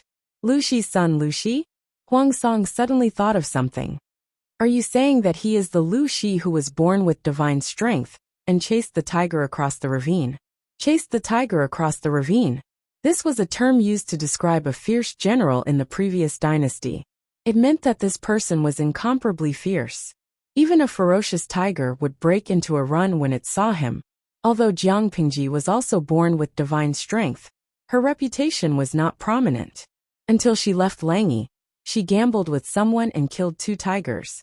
She even brought the 2 tiger carcasses around the city and flaunted them around her opponent's house. She was so angry that she vomited blood. Her fierce reputation spread because of that. Chapter 357. That's right. Suka nodded calmly. Huang Song completely gave up. Talented people were everywhere, but his status was low. There was no way for him to attract talented people, let alone Lu Shi's son. However, even if he could not be recruited, he could treat him as a friend. Seeing that he was so bold, he should be a broad-minded person who did not adhere to the secular world. Thinking of this, the regret in Huang Song's heart calmed down a little. He continued to watch the farce. Jiang Pingji looked at the bruise on the fat man's left eye. Driven by her obsessive-compulsive disorder, she simply hit his right eye too. It was symmetrical. Bah! I can't give birth to a good-for-nothing son like you. If I give birth to you, you'll definitely be a wall-climbing sissy. Such ridiculing words made all the guests in the hall laugh. In terms of sarcasm, Jiang Pingji's words were really sarcastic, extremely sarcastic. Aren't you afraid of being torn into pieces? The fat man was called back to his senses by the laughter. He was so embarrassed that his face turned red. He mustered up the courage to threaten her. If you have the cheek to ask your father to come over, I don't mind beating him up too. Jiang Pingji was not joking. If the fat man really dared to shout, she really dared to beat him up.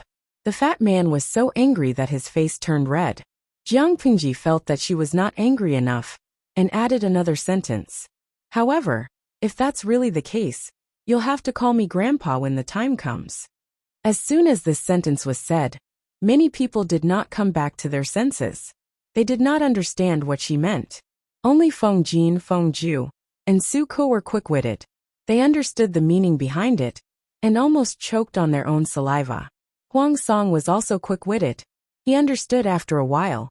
Jiang Pingji's words were very clear. She would beat the fat man up and ask him to call her father.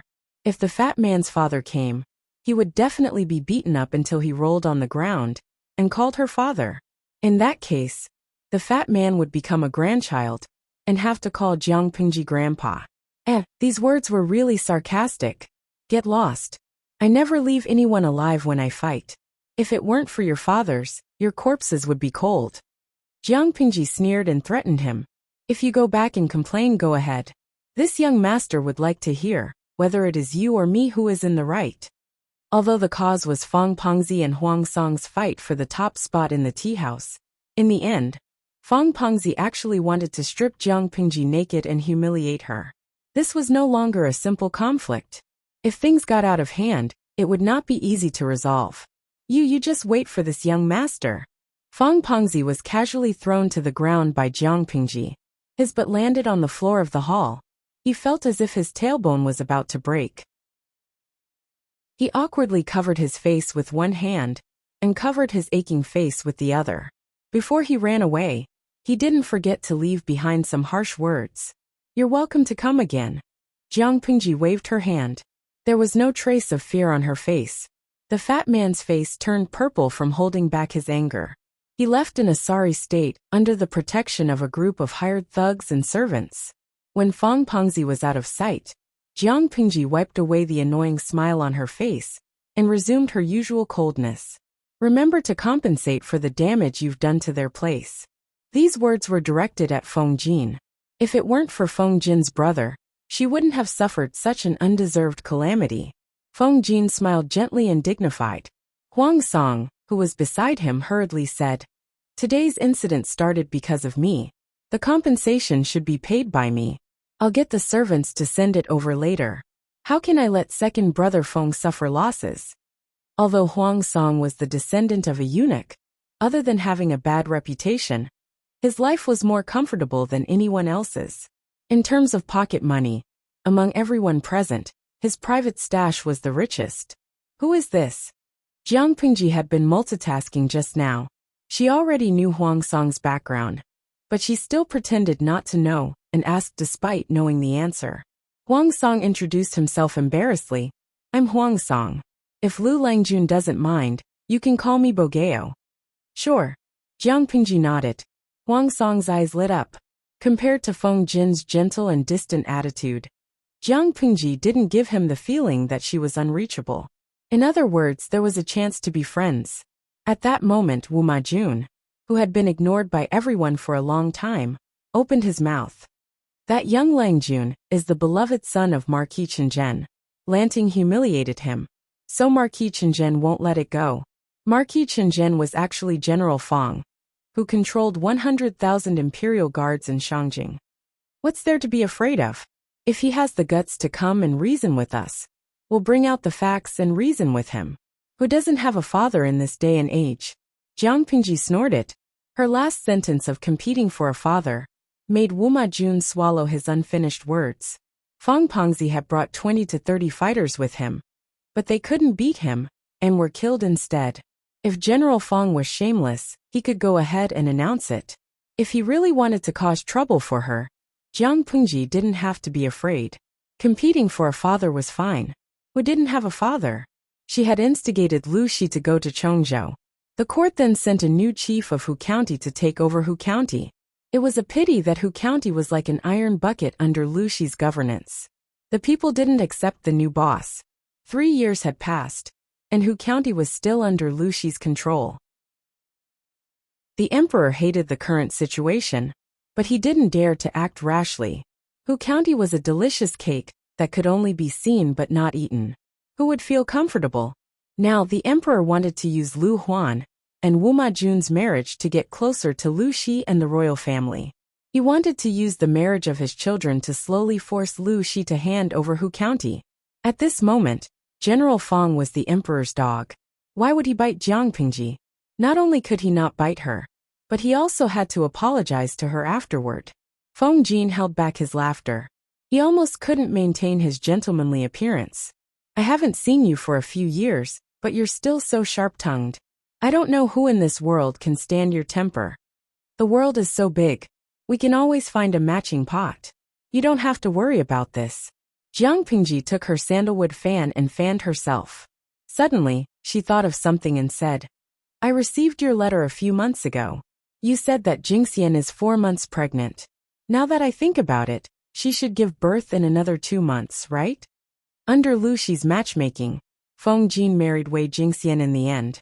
In terms of the Feng family, Wei Jingxian's birth was a little low. However, considering that she was not a member of the royal family, the conditions were not too harsh. Feng Ren and his wife asked for Feng Jin's opinion on the candidate recommended by Lu Shi. Seeing that their second son was not against it, the marriage was decided. Feng Jin was indeed a good husband in this era.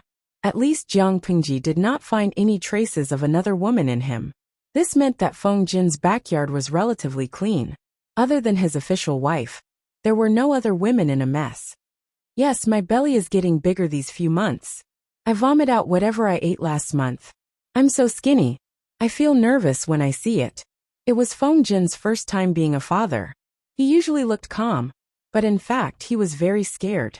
In terms of the current medical standards, giving birth to a child was a trip to the gates of hell. One careless move could lead to 2 deaths. I heard from the elderly that the first child is not easy to give birth. To avoid accidents, it's better to hire a gynecologist and an experienced midwife to be on standby at home. It's better to prevent accidents. The Feng family was rich and imposing. They could afford to hire a maternity attendant for their daughter-in-law. Chapter 358. After Wu Ma Jun found an excuse to send Princess and Yaina away, Feng Jin suddenly sighed and spoke to Jiang Pingji. You shouldn't have come to Shangjing. The hustle and bustle downstairs gradually quietened down with Feng Pengzi's departure. The quiet and elegant atmosphere was restored. As soon as she entered the house, Jiang Pingji unceremoniously changed a new tea set for herself. She brewed a cup of tea and sipped it warmly. My father is far away in Chongzhou and has no time to attend my sister's wedding. I'm the only male in the family. If I don't come, who will? Feng Jin said. If that's the case, leave when you can after your sister's wedding. Jiang Pingji could not help but laugh. She said, you and I are considered old friends. Who would chase someone away the moment they meet like you? Feng Jin glanced at Jiang Pingji angrily, as if to say, if you don't listen to good people, you'll suffer. He laughed helplessly. All right, I won't chase you away. Is that okay? The two talked about the recent years, and the atmosphere was harmonious. Feng Ju, Huangsong, and Suke listened quietly. Occasionally, they revealed thoughtful expressions. Feng Ju was the most puzzled. He knew his elder brother's temperament very well. He seemed gentle and graceful, as if he could talk to anyone. In reality, Feng Jin was the coldest, alienated, and difficult to get close to. On the other hand, Jiang Pingji did not feel like a gentleman like the rumors said. Instead, she seemed to be rebellious. The two of them became good friends. It was a little out of place. Since the capital region is already so chaotic, why did you bring the whole family here? His wife was about to give birth. Feng Jin was really ambitious. The topic went around in circles and returned to the situation in Shangjing. Jiang Pingji thought of Wei Jingxian's pregnancy. Now that chaos was coming, why did Feng Jin come to Shangjing instead of taking his wife to have a good pregnancy in his hometown? If anything happened, he would not be able to get away even if he wanted to. Feng Jin smiled bitterly. He spread his hands and said, this is not something I can decide. Jiang Pingji was puzzled at first, but when she saw Feng Jin's expression, she vaguely understood something. Her starry eyes widened slightly. She asked, the situation has reached such a stage. What else? Feng Jin raised his eyebrows and asked. To put it bluntly, Feng Jin represented the Feng family as a hostage and lived in Shangjing to appease the emperor. The influence of the relatives of the emperor and the power of the eunuchs were the two biting dogs prepared by the emperor to deal with the aristocratic families. In the past few years, the emperor had become more and more muddle-headed, allowing the marriage between the northern borderline and Dongqing to go smoothly. This move made many aristocratic families sense a great change in the atmosphere. In order to protect their families, some people chose to continue to rise and fall in the officialdom, while others pretended to be defeated and slowly retired. Feng Ren's resignation was naturally the latter. However, the emperor did not trust the Feng family at all. Perhaps it was because of this reason that Feng Jin and his wife temporarily lived in Shangjing after the wedding and rarely went out. The situation in the capital region was getting more and more tense, and his wife's belly was getting bigger by the day. This put a lot of pressure on him. The two of them did not discuss this topic in detail. After all, Huangsong was still here, and some topics had to be avoided. After staying for a long time, Huangsong vaguely knew that he was not welcome, so he simply found an excuse to leave the tea house. Feng Ju stood up to send him off. Feng Ju said in a low voice, second brother has been under a lot of pressure these days. Don't take it to heart, Bogeo. Although Huang Song was the son of a eunuch, and his godfather was the powerful Secretary Huang, Secretary Huang was rather special among the eunuchs.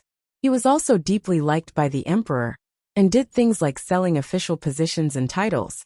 But he also secretly extended olive branches to the aristocratic families. Yes, Huang Song's godfather, to put it bluntly, was on the fence. He was on good terms with both sides, and did not offend either. If not for this, Feng Ju would not be friends with Huang Song. Huang Song shook his head, but his eyes kept glancing at the private room. He said in a low voice, "A few days ago, grandfather helped Song get a job. It's related to the guards in the capital region. If second brother Feng encounters any difficulties in Shangjing, feel free to look for me. I'll try my best to help if I can." Feng Ju nodded secretly, and accepted this favor. "I will talk to second brother about this. I thank you on behalf of second brother Bogeo for your kindness." After sending Huang Song away, Feng Jin was slightly relieved and spoke freely. Lanting really shouldn't have come to Shangjing now. Even if he had to find a lame excuse, he should have rejected it. Didn't Lanting notice that the emperor has been finding excuses to summon scholars from various clans to gather in Shangjing? Even the officials of the aristocratic families who are working outside have been summoned. I'm really terrified. Whether it was Jiang Pingji, Feng Jin, or Feng Ju, the aristocratic sons in Shangjing were all hostages.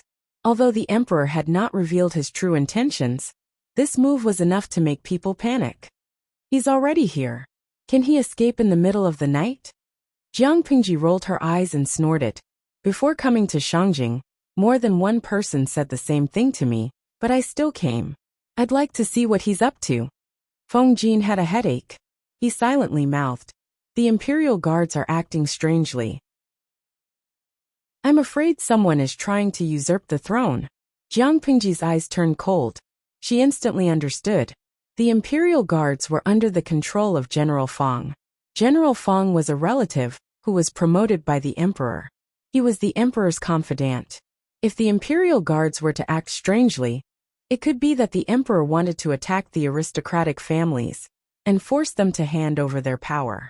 However, Feng Jin added, "I'm afraid someone is trying to usurp the throne." Then the imperial guards' actions were somewhat thought-provoking. Usurp the throne.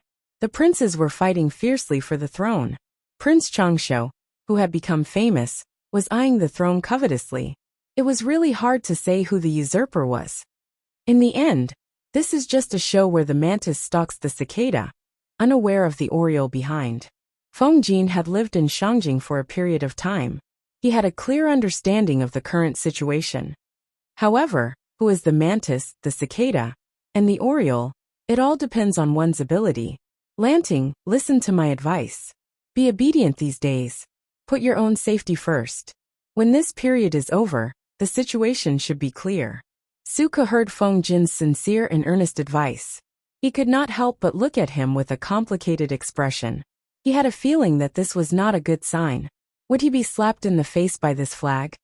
"I know," Jiang Pingji agreed verbally, but only she knew what she was thinking in her heart. After all, the tea house was Prince Changsho's territory. Even if Jiang Pingji could guarantee that the conversation would be discreet, she did not want to talk about such an important topic in someone else's territory. Feng Jin understood. The two of them tacitly stopped the topic. At that moment, Feng Ju returned to the private room. Feng Jin pursed his thin lips into a straight line when he saw his troublesome younger brother. He looked very displeased. Feng Ju was completely oblivious to it. He laughed and sat down. "You have to act according to your ability to save others. If you don't have the ability, you will bring trouble to others. Is this what the master at home taught you? Father doesn't like you to hang out with those people from all walks of life. But you don't. That Huang Song's heart is not pure. You call him brother, and today you almost caused trouble." Feng Jin frowned unhappily. He lectured in a flat tone. "If Lanting was not present and helped you out, tell me, how do you want to end this?" Feng Ju was not afraid of Feng Jin at all. He replied with a smile. "I feel that Bogeo has a genuine temperament and is worth befriending." Chapter 359. Feng Jin took a deep breath and asked bluntly, Your so-called true temperament is to drag you down with me when I get into trouble? This annoying little brother of his should grow up a little. How could he count the money after being sold? Huang Song and Fang Pengzi led their men to fight each other. Regardless of whether they won or lost, both sides would have a sense of propriety. No lives would be lost. At most, they would just embarrass themselves. However, Huang Song shouted, "Brother Ju, quickly come and save me." Feng Ju, who was supposed to stay out of this matter, was dragged into it. To put it bluntly, with Feng Ju's little bit of martial arts, he would only be sending himself to die if he went over. What help could he provide? Not only did Feng Jin dislike Huang Song for being a eunuch, but he also despised him for dragging Feng Ju into the mire. Just this action alone was enough for Feng Jin to defame Huang Song for a lifetime. Feng Ju did not speak. Feng Jin snorted coldly and asked, "Don't be vague about the main point. Answer me. Without Lanting's help, how would you have ended up today?" "Third brother, this is Shangjing. There are hidden dragons and crouching tigers everywhere. You are not allowed to act recklessly." When he thought of Fang Pengzi's previous request for a bet, he was so angry that his chest hurt. What made him even more upset was that Feng Ju had agreed to it immediately. This brat shouldn't have been released at all. Feng Ju, on the other hand, had a good temper. He smiled and said, "Don't be angry, second brother. Bogea won't let me be humiliated." After Feng Jin heard this, he seemed to have thought of something. His expression became strange and conflicted, like an overturned pallet. His fingers trembled, afraid that he would hear some strange words from his younger brother's mouth. Jiang Pingji could tell that the two brothers were talking the same language. She could not help but laugh.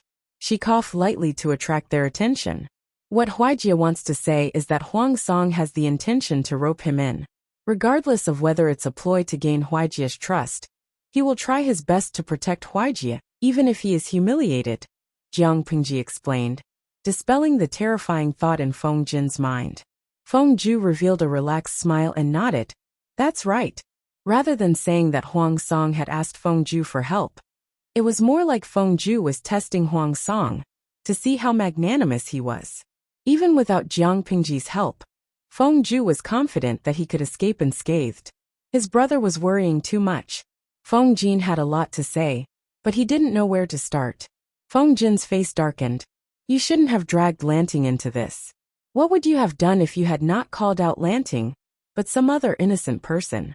That Feng Langjun has always been a playboy. His actions can't be judged by common sense. Can you guarantee that everything is under control? It was one thing for him to scam his own brother, but now he even scammed his brother's good friend. Who taught such a brat? Feng Ju blinked uneasily and said with a faint smile, "If I didn't recognize Brother Lanting, I wouldn't have messed around, would I?"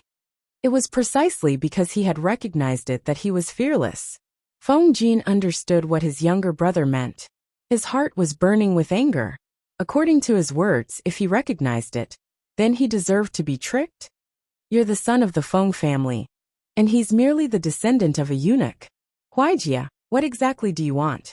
He knew that his younger brother had a wide range of friends and did not care about family status, but Feng Ju's behavior gave him a bad feeling. Feng Jin criticized Huang Song's background, but Feng Ju did not comment. This in itself was Huang Song's shortcoming, and it was also a stain that could not be erased. Although what Feng Jin said was the truth, Feng Ju did not like his brother's habit of judging one's status based on one's family background. As they grew older, the contradiction and division between them became more serious. The founding emperor of Dongqing was an escaped slave, and he even worked as a coachman. The Feng family is also an official, but I don't see my brother saying anything about this. Suddenly, Feng Ju sneered, and the atmosphere instantly dropped to a freezing point.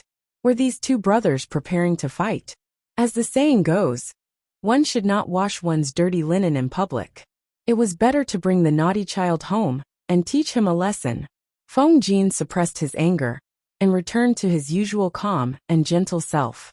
He apologized to Jiang Pingji solemnly, thinking that he would deal with the naughty child when they got back. My youngest brother is naughty and mischievous.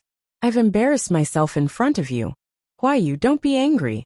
Huaijie is still young and insensible. He will be fine when he's older. Jiang Pingji did not take the matter to heart. She even had a good impression of Feng Ju. However, this brat really needed a beating. After a meeting, they parted on bad terms.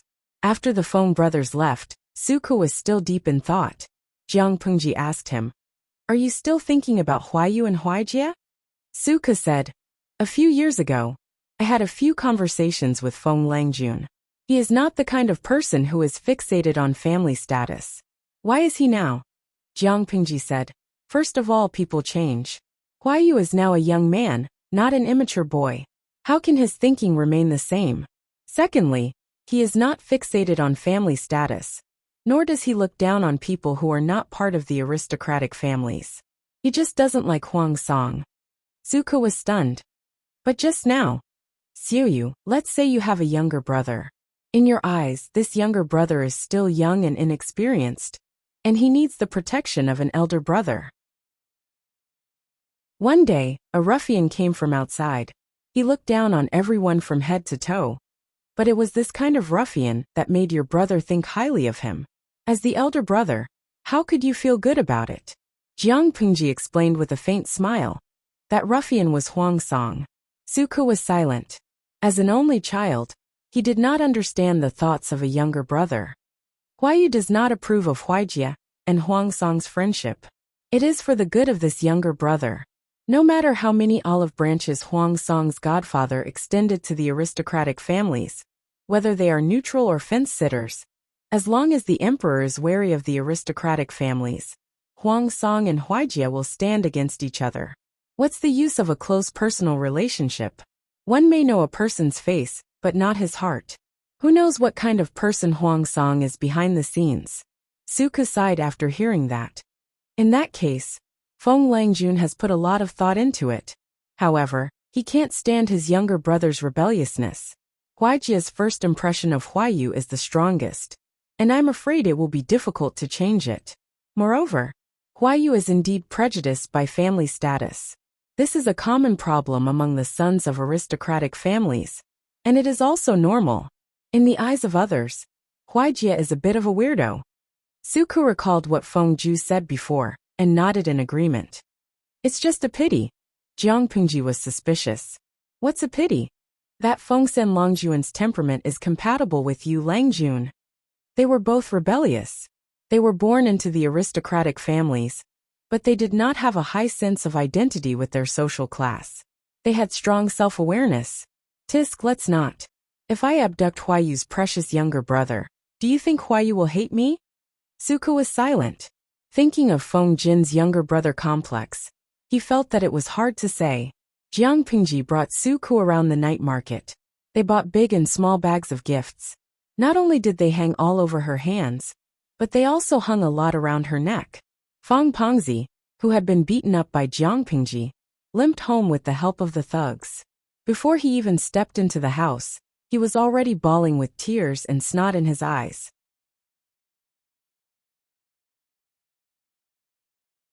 Chapter 360.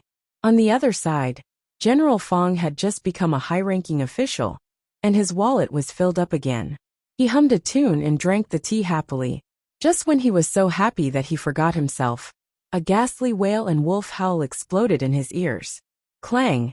His hand shook, and the teacup lid fell to the ground, and the tea stained his clothes. "What's going on, my little ancestor?" General Fang felt sorry for the exquisite tea set. But at the same time, he was troubled by the wailing outside. Children's debts, children's debts. Ever since he gave birth to this son, his head was full of lawsuits. General Fang despised this son, but at the same time he loved him dearly. When he looked up, he saw a bloated fellow crawling in from outside the door. This scared General Fang. Go, go, go, what demon or evil god? General Fang was so scared that he shrunk his neck. He was not to be blamed for being timid. The person's face was bruised and swollen, and there were 2 purplish circles around his eyes. There were 2 thin red bloodstains under his nostrils, and he looked like a small snake. Looking from afar, he looked like a bloated man with a pig's brain. This monster was speaking in a voice that he was very familiar with. General Fang was stunned. Wasn't this his son's voice? "Father, your son's heart is bitter." Fong Pengzi struggled to push away the servant who was supporting him and crawled to his father pitifully. At this moment, General Fong had to face the truth. This unlucky child who was beaten into a pig's head was really his son. Daddy's sweetheart, how did you become like this? He wanted to hold his son's face to see where he was hurt, but he didn't know where he touched the wound. Fong Pengzi grimaced in pain, and General Fong didn't dare to act rashly. Fong Pengzi's tears and mucus flowed down his face. Father, it's that damned Huang Song who bullied me again. General Fong was instantly enraged when he heard this. He flipped the tea table beside him with a slap. How dare you? How dare a eunuch's grandson touch my son? I want to ask, how did that eunuch Huang Tan teach his grandson? General Fong was so angry that he could not stop breathing. His own son was beaten by a eunuch's grandson. Where could he put his face? Fong Pengzi continued to weep and wipe away the snot and tears on his face with his right hand. Father, it's not just Huang Song.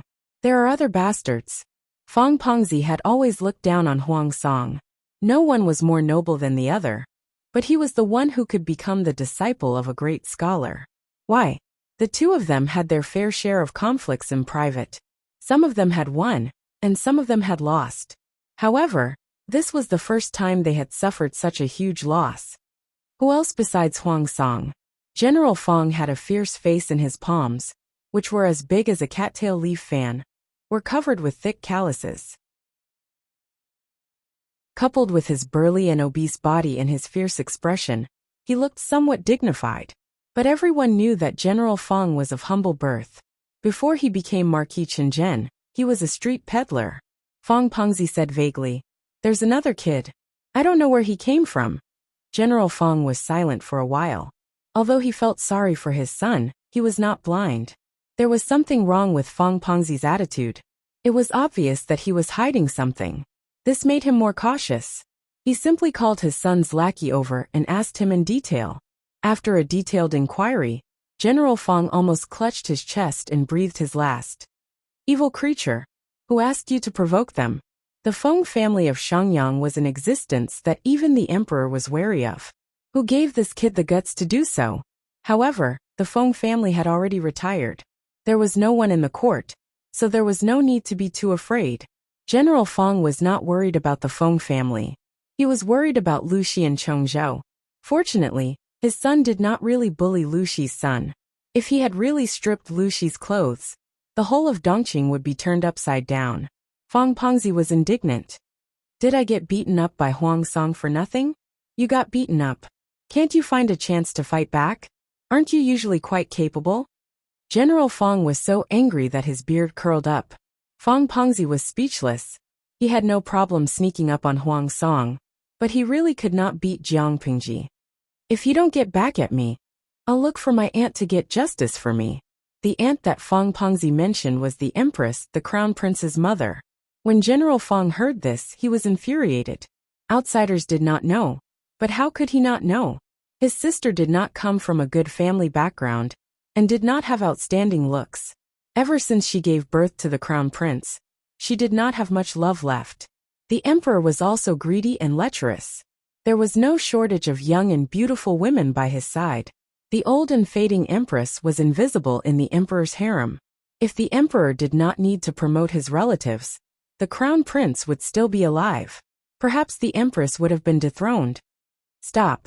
You evil creature, come back here. Army General Fong stretched out his huge palm and directly dragged his son back, lest he really ran to the empress to complain. I can't take this lying down. Fong Pengzi struggled. In the end, he simply sat on the ground and stretched out his legs to make a scene. You don't love me anymore. General Fong's expression turned purple from holding back his anger. In the end, he had no choice but to go to the emperor to complain, because he really felt sorry for his son. However, Fong Pengzi was one step too late. Huang Song was very cunning. He knew that this matter could not be solved easily, so he complained to his adoptive grandfather early on, and explained everything clearly. The grandfather and grandson quickly finalized a plan. They gave the emperor a heads-up in advance, and pushed the blame to Fong Pengzi. As mentioned before, the emperor liked eunuchs more than relatives who had a big appetite. In his opinion, this was just a small matter. Wasn't it normal for two juniors to have a conflict? Secretary Huang had just given the heads up when General Feng went to the palace to complain. This behavior made him very unhappy. In terms of figuring out the emperor's will, how could General Feng compare to Huang Tan, who served the emperor? In the end, the father and son of the Feng family were disgraced. Huang Song had achieved a small victory, but his friend Feng Ju did not have it so easy. Feng Jin would not make a scene, nor would he scold him. However, he would stare at him coldly and exert mental pressure. Under such cold violence, Feng Ju gradually could not sit still anymore. What's so good about Huang Song? Feng Jin opened his mouth slowly when the hot tea was cold. You and I both know that the 9 states and 5 countries will not be stable for many years. We don't know when the world will be in chaos and heroes will rise. But tell me, what capital does Huang Song have to compete? More importantly, what capital did Huang Song have to make Feng Ju look favorably on him? Brother, you have a better future by yourself than by investing in Huang Song. Speaking of connections, Huang Song's adoptive grandfather was a eunuch. He had more enemies than friends in the court. Speaking of money, Huang Tan had made a lot of money by selling official titles. Otherwise, he would not have been able to buy an official position for Huang Song at such a high price. But did the Feng family lack money? Speaking of official positions, Huang Song was the patrol officer of Shangjing, which was bought at a high price. It sounded nice, but his duties were similar to those of urban management. He was only in charge of trivial matters. Speaking of fief, there was no need to consider this question. Feng Ju wanted to dodge it, but Feng Jin would not let him go so easily. Chapter 361. Connections, Wealth, Status, Official Title, Territory. In Feng Ju's opinion, these were all external things. If one managed them well, they would naturally be there. A low starting point did not mean that one was destined to fail. If the person one was loyal to was a pig, even if one earned mountains of gold and oceans of silver, it would all be wasted in the end. On the contrary, if one had a godly teammate, even if one was poor, one would still succeed in the end. Feng Ju knew this very well. When choosing people, one did not look at the other party's conditions, but only at their temperament and ability. Seeing that Feng Ju intended to discuss in detail, Feng Jin restrained his negative emotions and maintained a fair and objective attitude. What do you mean? Feng Ju said. I've tested Bogeo a few times. Other than his slightly criticized background, he has no other shortcomings. He has the heart to stabilize the country, and he also has a heart to pity the people. He is not restricted by family background when choosing people, and he does not have the problem of being headstrong and self-opinionated. I think he is quite good. Now that the world was rotten to the core, the only way was to rebuild and reshuffle all the forces. Taking advantage of the chaotic world, they could promote a bold and loving ruler. Only then could they usher in a truly prosperous era. Otherwise, the world would just have a different surname. Feng Ju had a good plan, and Feng Jin could understand his desire, but he still laughed coldly and poured cold water on his younger brother. Now that Huang Song is poor, his true temperament is still uncertain. Other than his mouth, what else does he have? As long as he understands what you like, what can't he say? Feng Jin was sullen. Even if Huang Song was indeed a good candidate, he should not have decided so early. At least he had to wait and see. You said that Huang Song has many merits, but in my opinion, he is not as reliable as Lanting. Feng Ju frowned. Although he had heard his elder brother mention Jiang Pingji, such praise was rare. Elder brother, you think highly of him? Feng Ju asked. Although he had different views from his elder brother, he trusted his brother's judgment. If even a picky person like Feng Jin said it was good, there must be no problem. Feng Ju did not know much about Lu Shi. Putting aside his character and temperament, his external conditions were indeed much better than Huang Song's. He was born into an aristocratic family, and his father Lu Shi was the governor of Chongzhou. He had a ready-made territory. Even if Chongzhou was close to the 3 tribes of the northern borderline, the terrain was steep, and it was near strong enemies. It was still considered a place to settle down and have a foundation. Not only that, But Lu Shi had also studied in Langyi for 3 years, which was a famous institution of higher learning in the world. No matter how Lu Shi's results in the academy were, after 3 years, he had been gilded with a layer of gold. Not to say that he was knowledgeable, but at least he was better than Huang Song, who was half illiterate. When the two of them were put side by side, Huang Song did not have the slightest ability to resist in terms of external conditions. Feng Jin's expression froze. After a while, he understood the hidden meaning behind his brother's question. After a long time, he shook his head. Lanting is not that ambitious. It's impossible. Lu Shi was indeed a good person. Everything about him was good, except for his gender. He was born a girl. Feng Jin was not bound by the prejudice of the world, but he had never thought of letting a woman ascend to the throne. It was simply unbelievable. Feng Ju instinctively felt that his elder brother was lying, but he also understood Feng Jin's attitude. A long journey tests a horse's stamina, and time reveals a man's heart.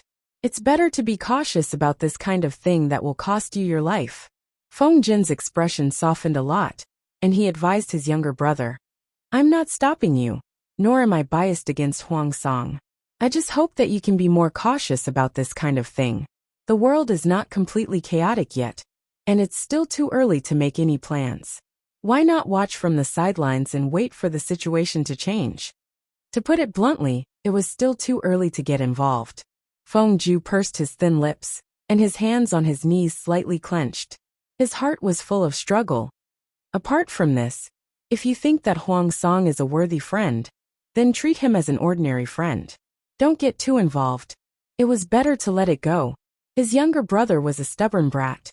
The more Feng Jin tried to stop him, the more he might do something extreme in a moment of hot-headedness. He might completely run to Huang Song's boat and not get off. Instead of that, it was better for both sides to take a step back. Starting with a friend who could get along as an equal would also give Feng Ju more time to think about Huang Song's character and carefully consider his own future. I understand. Feng Ju sighed softly. His relationship with Huang Song was not so good that they could wear the same underwear. Naturally, his brother was more important.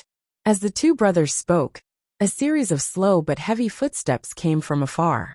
After a while, a gentle female voice was heard. Husband, what are you talking about? Why are you so intimate? A few years had passed, and Wei Jingxian, who was already a wife, was no longer as immature as before. Her eyes were gentle and full of the charm of a mature woman. Now he had a big belly, and his whole face was a lot more plump.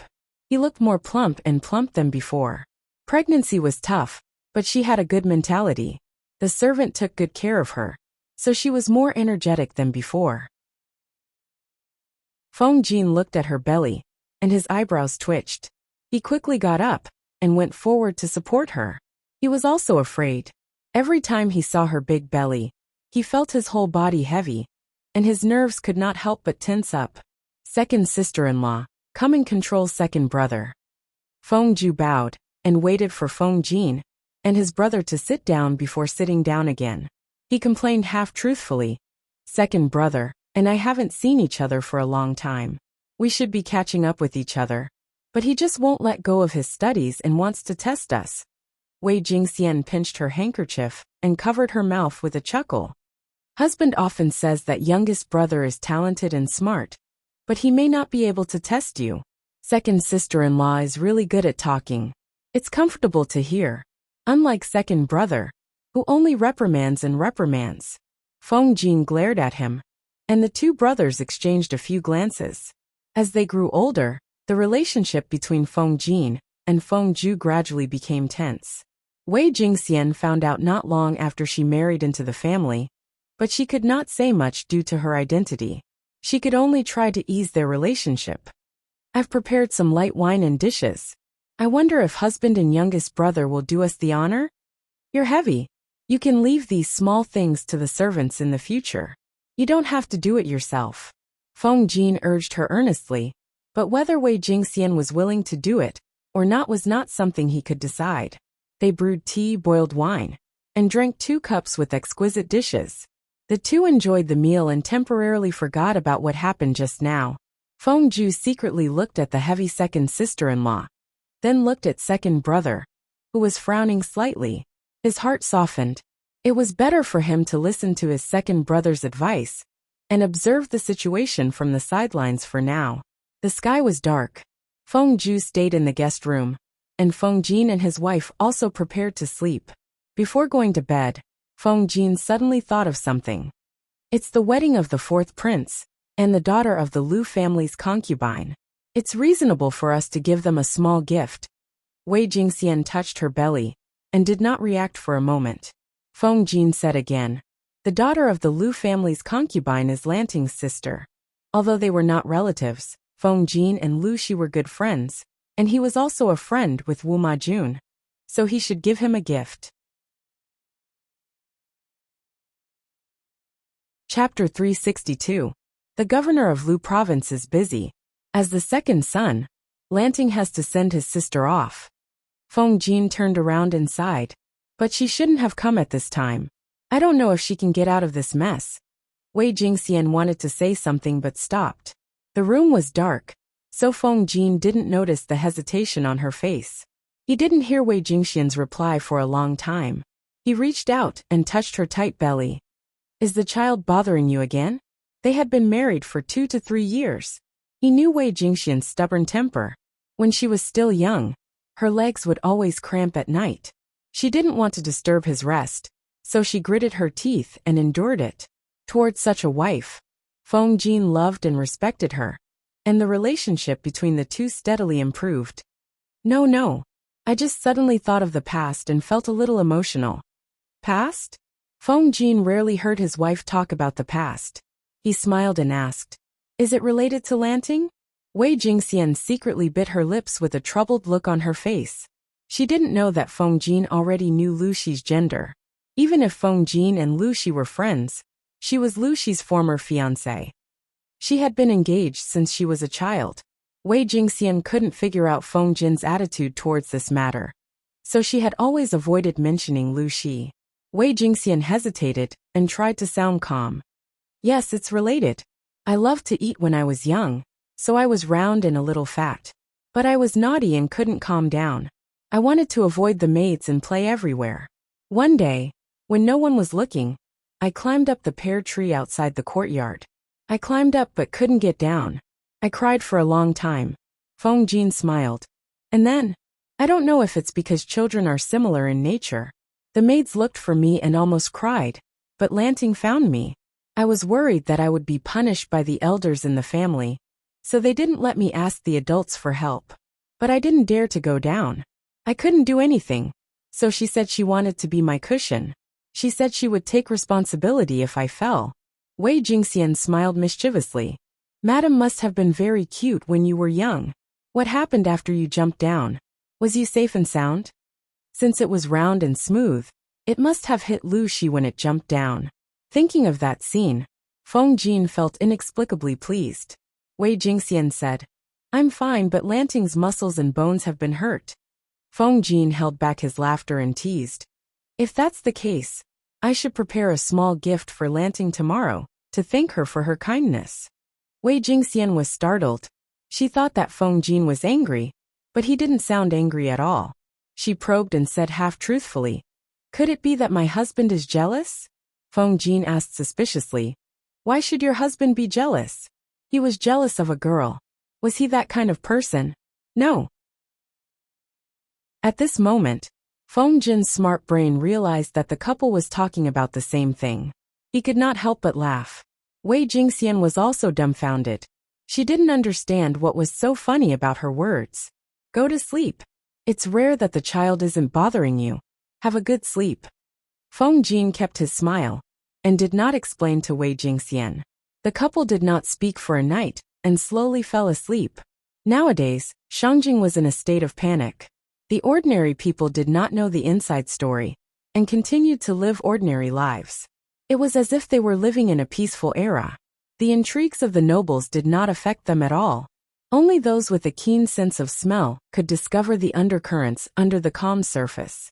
It was not until Wu Majun's wedding that the calm surface began to show a slight, invisible crack. Apart from the wedding of Princess and Yaina, and the second prince a few years ago. This wedding was a rare joyous occasion for the Dongqing royal family. The gimmick of a royal wedding was very attractive to the audience in the live streaming room. Waha milk. #rubbing face. It's the streamer's sister getting married. Why am I so nervous as if it's my own wedding? Inyang Kuaixian. The person above feels the same. I'm very nervous too. The streamer did not attend the second prince's wedding. Now that the person getting married is the streamer's sister, she can watch the ancient royal wedding in person. If she watches it, it's the same as us watching it. There was no feudal empire in the audience's dimension. The royal family was an unfamiliar word to the ordinary people. With their limited imagination, they could not imagine how grand an empire's wedding would be. During the few days when her sister was getting married, Jiang Pingji was very low-key. She stayed in the residence most of the time, and only went out to visit a few times. Most of the people she visited were Lu Shi's friends in the officialdom. The content of the conversation was also boring, and had no nutritional value. It was like the calm before the storm. As the date of the wedding approached, the atmosphere in the whole of Shangjing became more and more strange. Early that morning, Jiang Pingji started the live streaming. 150,000 viewers flooded in instantly. With Taksha's help, Jiang Pingji washed her hands carefully and put on a festive dress. She glanced at the bullet screen in the live streaming room and smiled faintly. Host V, am I handsome? As soon as she posted the bullet screen, her fans responded one after another. Various amounts of gifts flowed in like water. Therefore Jiang Pingji, who was elegant and more handsome than the groom, was ready to go. She picked up the sandalwood fan in her hand and prepared to make things difficult for the groom. The wedding customs in Dongqing were like that. If the groom wanted to marry the bride, he had to go through 81 difficulties. In the words of the audience in the live streaming room, it was actually making trouble for the groom. However, compared to the vulgar behavior that the audience in the live streaming room complained about, making trouble in the current era was very elegant and difficult. Jiang Pingji chose a good angle. The audience in the live streaming room was dumbfounded. Dora Among. I always feel that if the single men went to the era of the host, they were destined to be single for the rest of their lives. There were many obstacles. Not only did they test the 4 arts, but they also required the groom to recite poetry, dance, and play with ink.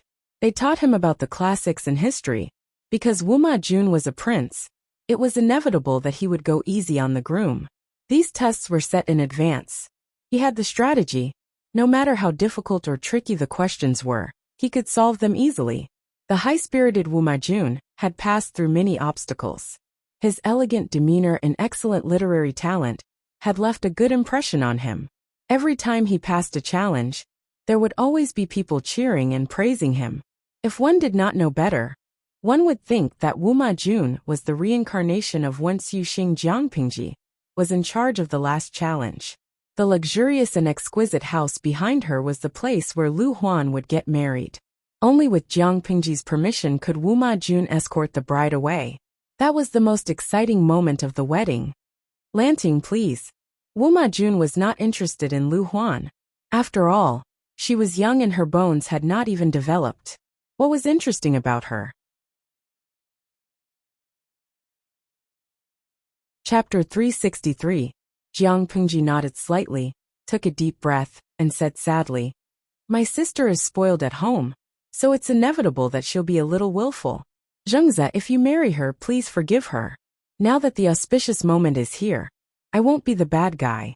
I just need you to promise me one thing, that you'll treat her the same for the rest of your life, regardless of her status. If you promise me this as her brother, I'll be at ease and entrust her to you. Wu Ma Jun solemnly bowed and said, Don't worry, Lanting. I'll never let her down for the rest of my life. That's good. Jiang Pingji turned to the side, her eyes filled with reluctance. Wu Ma Jun was secretly happy he had passed this hurdle. Even though she didn't make things difficult for Wu Ma Jun, her concern for his sister's lifelong happiness still moved many people. Even if they didn't say anything on the surface, they couldn't help but sigh in their hearts. What a good heart. It was normal for an older brother to dislike his brother-in-law. But would his sister be happy if he kept making things difficult for his brother-in-law? His brother-in-law was broad-minded, so he naturally wouldn't mind his brother-in-law making things difficult for him. If his brother-in-law was narrow-minded, he might implicate his sister. The wedding had already progressed to this stage, so it was impossible to go back on it. No matter how his brother-in-law made things difficult for him, his sister was already his. Instead of racking his brains to make things difficult for him, it was better to earnestly instruct his brother-in-law. With such imagination, Jiang Pingji's image as a good brother suddenly became three-dimensional. The audience in the streaming room watched the scene on the screen and couldn't help but complain. Lao Siji Lianmeng. Ha ha ha, if I didn't know the inside story, I might have really been fooled by the streamer's acting. What good brother? This guy is simply a beast in human form, okay? Mai has a voice.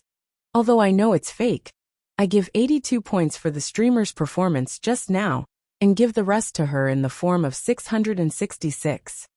Even though I know she's showing off her acting skills, I still feel that this is a good brother who thinks for his sister. He can't help but let his sister get married, but he has to bear the pain and think for his sister's sake. He can only watch helplessly as the outsider takes away the soft and fragrant girl. Can hear the voice not. Bah, your imagination is too good. The host is obviously a hypocrite wearing a white lotus, but in your imagination, she is a cute siscon. The shameful thing is, I actually believed in your nonsense. Jiang Pingji did not care about the ridicule that flooded the bullet screen. She stared blankly at Lu Huan, who was being supported by the matron of honor. Dongqing's wedding attire was different from what the audience in the live streaming room knew. Although the surrounding attire was a festive red, the groom's wedding attire was a very heavy black. The bride's wedding attire was mainly green and purplish. The clothes were layered, and the colors were from the inside to the outside, from light to dark. Due to the different status of the newlyweds, there was a strict classification of wedding clothes. The Empress was the most precious. There were a total of 18 levels, and the colors and patterns of each level were strictly regulated. As the princess consort of the prince, Lu Huan's wedding dress was only lower than that of the Empress and the crown princess. Her rank was higher than that of the princes, and she had to wear a total of 12 layers. Nowadays, there were no phoenix coronets and robes that the audience in the live streaming room was familiar with. There was also no such thing as a red veil. However, when Lu Huan carefully walked out, Jiang Pingji clearly saw that the bullet screen in the live streaming room had all turned into exclamation marks. Hairpins, ornaments, each of them had 12 as their number. Her ink-like hair was tied up high and adorned with a gorgeous jade crown. Perfect flowers carved from jade adorned her hair. She was as charming as a real flower that had just been plucked from a branch. The pearls and jade on her head were dazzling. Some of the more knowledgeable audience members wanted to take a screenshot of the scene and zoom in to take a closer look at the ornaments on Lu Huan's head. Every time he recognized one of them, his heart would twitch. Finally, some of the audience members lamented, "How is this a wedding? This is simply putting the most precious thing on her head. And it's so beautiful. Ingyang Kuaixian, I really want to hold a wedding like this. I wonder if Taoyang will release a luxurious wedding package after today's live streaming? If there is, I must drag my boyfriend to take a photo of it. I feel that it's more pretentious than a wedding dress." Can hear the voice not. Taoyang is omnipotent. After Suke's wedding, one of Taoyang's wedding stores immediately released the same package. I checked the sales later.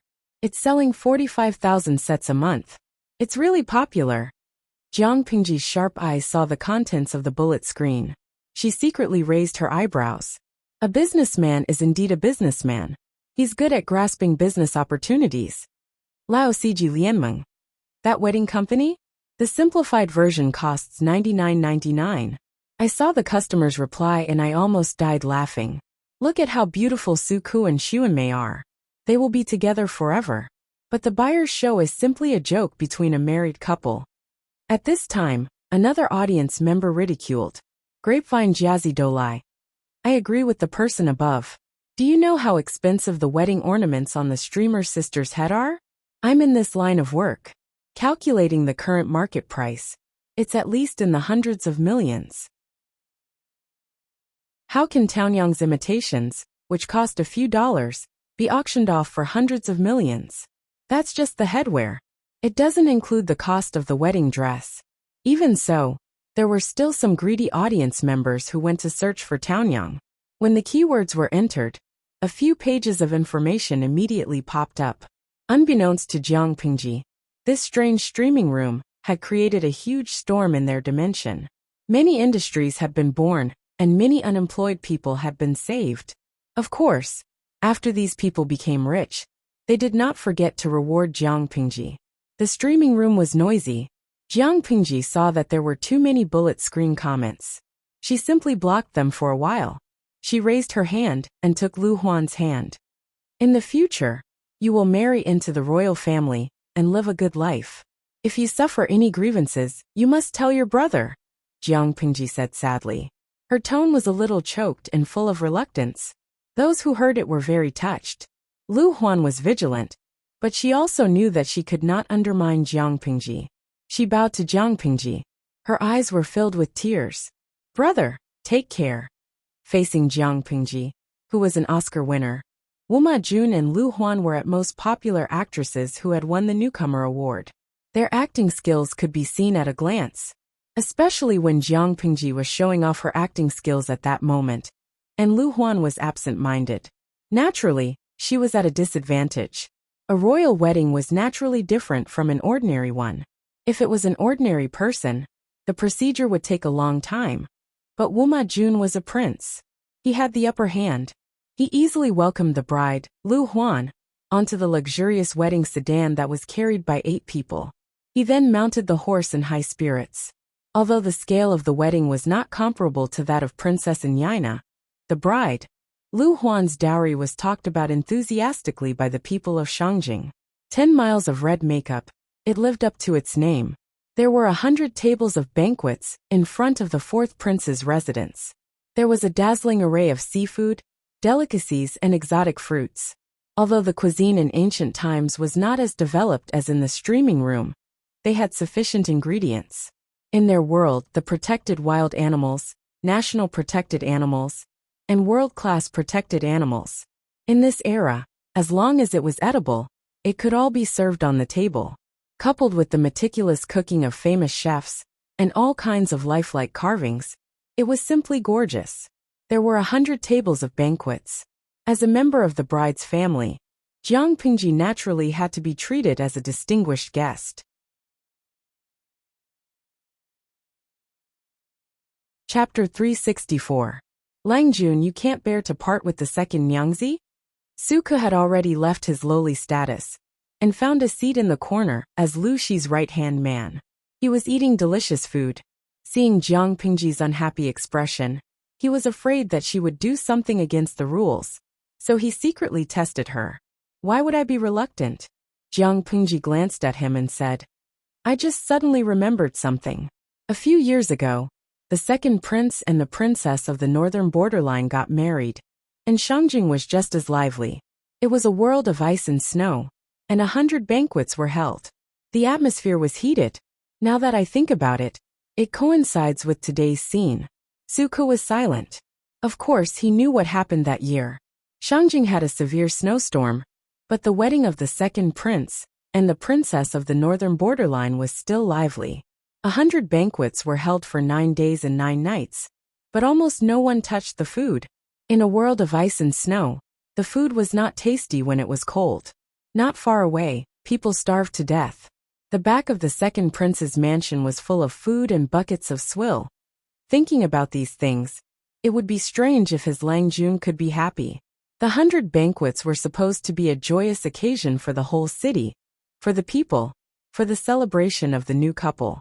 In fact, ordinary people could not even get close to it, let alone sit at the table. Langjun, today is the second Nyangzi's big day. Even if you sigh, you should be happy. After being interrupted, Suke suddenly lost his appetite to eat. Like Suke, the bridegroom also lost his appetite. Wu Ma Jun was forced to drink 2 glasses of wine as a gesture. He walked into the bridal chamber with a faint smell of alcohol. Night had fallen, but when he looked at the bride sitting by the bed, with her young face and dry body, He could not arouse any sexual interest at all. The maid helped Lu Huan wash off her makeup and remove her heavy headwear. Without the concealment of heavy makeup, her face looked even more youthful and tender. Even if her facial features were very good, and one could tell at a glance that she was a beauty with unlimited potential in the future, Lu Huan was still too young. She looked like an unripe fruit. How could she be eaten? Wu Ma Jun was unwilling, but that was the wedding procedure.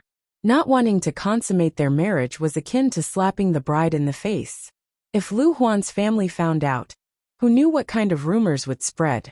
Lu Huan timidly glanced at her husband, her face instantly flushed with embarrassment. Wu Ma Jun was not a gentleman, but he was very thick-skinned. He was the best at deceiving ignorant girls. The two of them drank the nuptial wine. Even though the alcohol content of the wine was not high, Lu Huan felt a little dizzy. Her whole body felt as if she was walking on cotton, light as a feather. Wu Ma Jun secretly frowned, his pursed lips tightened. According to the customs of the royal family, some drugs would be added to the nuptial wine to help the newlyweds get rid of their shyness and unfamiliarity, so that they could enter the bridal chamber. Lu Zhai could not taste it, but Wu Ma Jun, who had been through hundreds of battles and was not afraid of meat or vegetables, could taste it. Wu Ma Jun said considerately, "You must be hungry. Let's eat something before we settle down." Although Lu Huan was young, being young had its own taste. Anyway, he was not the one who was at a disadvantage. Lu Huan's ears heated up. She shyly nodded and secretly tightened her grip on a bottle in her sleeves. She had asked someone to secretly search for this thing in the little slut Huijuan's room. Huijun was mysterious and took this thing very seriously. Lu Huan, who had persecutory delusions, thought that this was something Huijun used to harm her. However, after the doctor examined it, he said that it was a pregnancy aid medicine.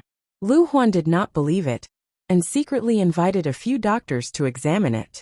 The conclusion they came to was the same. It was harmless to the body. Many precious medicines were used to help a woman get pregnant. At first, Lu Huan did not want to use this thing, but she could not help but be tempted. After that, she quietly ground some medicinal powder and mixed it with food. After a few transfers, she gave it to a woman who did odd jobs. She had been married for 3 years and had been abandoned by her husband. Her status in the family was worrying. Lu Huan ordered her trusted servant girl to secretly bribe a cook. The cook took advantage of the night to secretly defile the woman. After a month, she actually had a pulse of pregnancy. This all happened on the way to Shangjing. It was done secretly and carefully, so it did not arouse suspicion. Lu Huan was determined to capture her husband's heart and gain a foothold in the 4th prince's residence. Naturally, she valued children. When she was having breakfast this morning, she had already secretly consumed the easy pregnancy pill and gotten someone to send Huijun some food mixed with cold elements. In this way, she did not believe that she would not be able to give birth to a son before Huijun. Lu Huan and Wu Ma Jun ate some food. She said charmingly, "It's late. Husband, do you want to settle down?"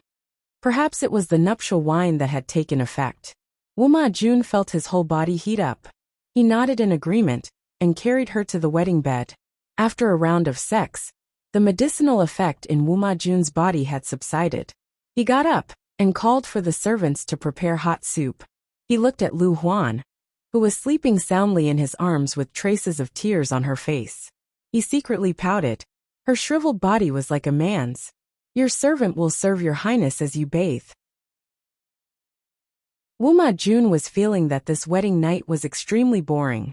A refreshing fragrance wafted into his nose, causing his abdomen to tighten.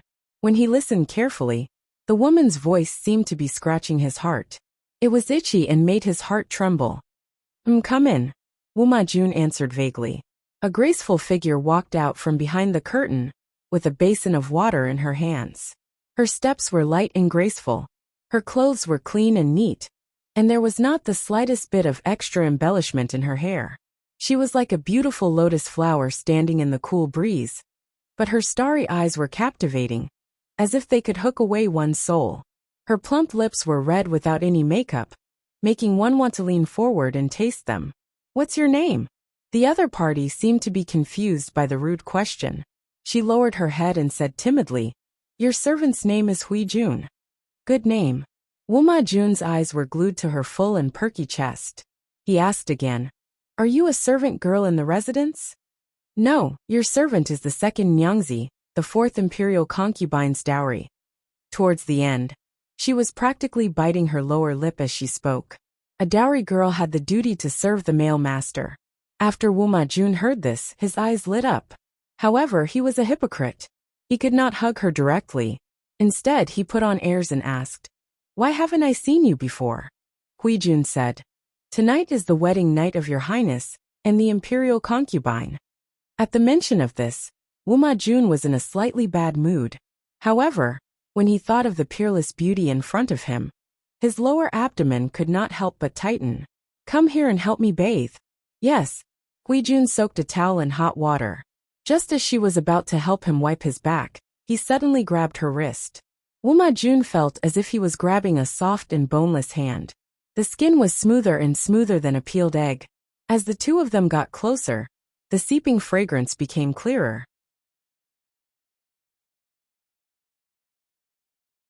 Chapter 365. Wuma Jun did not pretend to be a gentleman.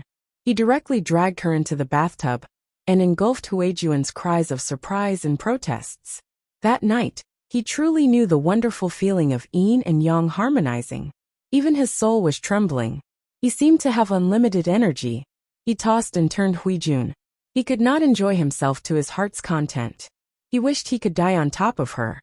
When the sky brightened, he could only regretfully hug the exhausted person and kiss her gently. He lamented that the night was too short. Huijun lay in his arms like a puddle of water. She looked tired, but her body was not so tired. She even felt refreshed. It was only then that she understood why her Langjun said, he could make her a beauty who brought disaster to the country. She was a prostitute, but she was like a virgin last night. She even deceived Wuma Jun, who had experienced hundreds of battles. She should have hated the matter between men and women, but after the clouds and rain stopped, she only felt comfortable all over, as if she had been greatly nourished. Last night was supposed to be a good night for your highness and the princess consort. But your highness and I fooled around. If the princess consort knew. Huijun frowned worriedly. Her eyes seemed to bear thousands of words that she had not finished. Wuma Jun said, "Don't worry. It's only right and proper for you to serve me. If she's jealous, she's not magnanimous." Huijun was still worried, but she nodded obediently. When Wuma Jun saw this, his heart burned with lust again. His hands could not help but move everywhere. In the past, he thought that Inyina was a great woman. She used all kinds of tricks to serve him, until he was on cloud 9.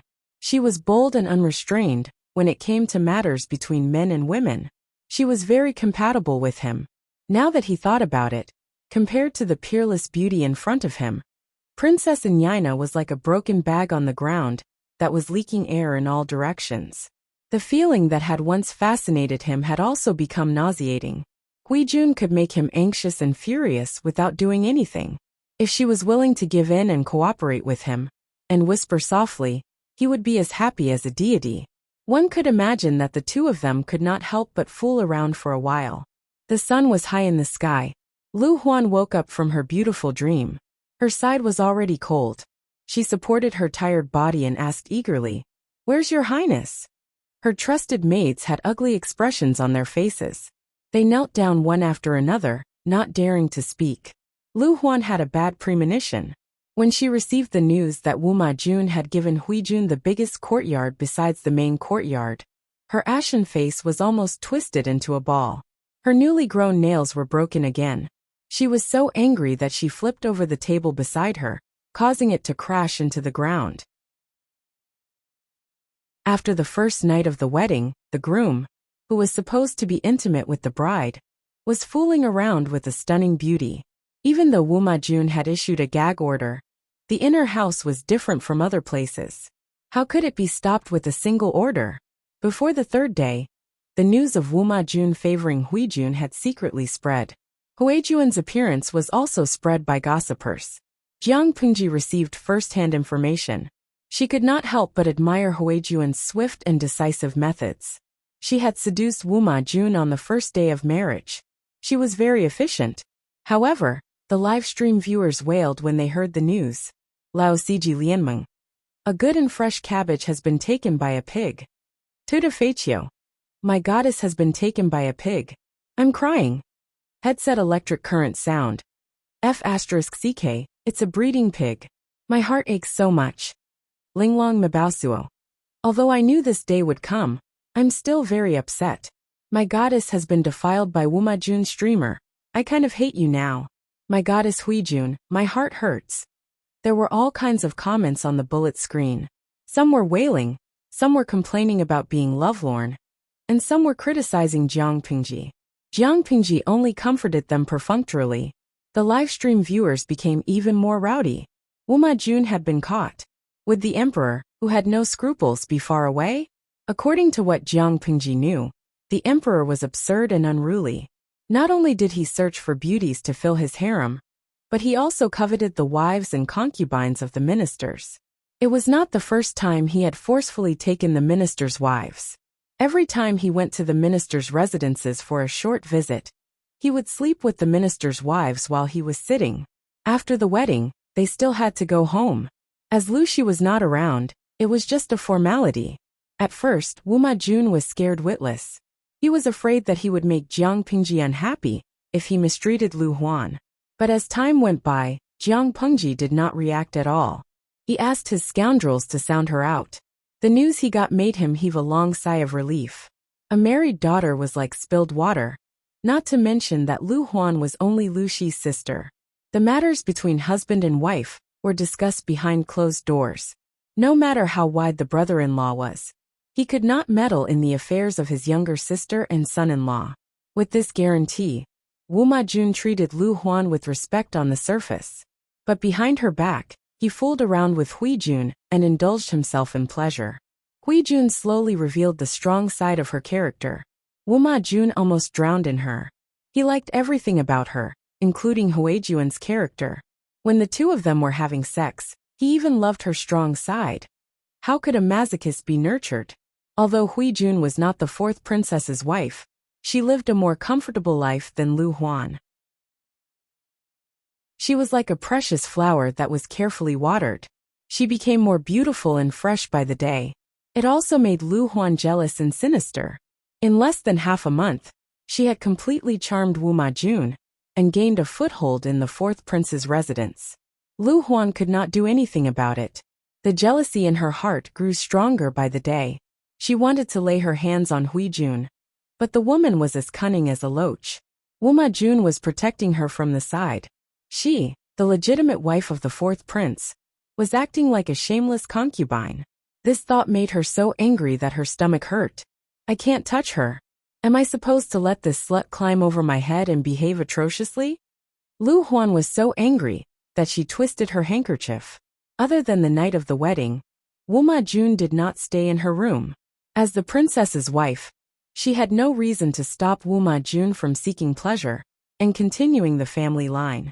However, she could not tolerate her husband fooling around with another woman, and a woman of low birth at that.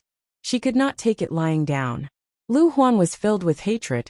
If only I could get this woman out of here legitimately. However, what reason could she use to get her out of here and make Wuma Jun speechless? This thought haunted her and kept her awake for the whole night. Until one day, when she was summoned to the palace to see the Empress. She saw the beautiful palace maids and came up with an evil plan. In Dongqing, who had more power than the emperor, as long as she secretly match-made Huijun and the emperor and made her lose her chastity, would Huijun still have the face to pester her husband? Even Jiang Pingji did not know that the opportunity that Huijun could not find was delivered to her by Lu Huan.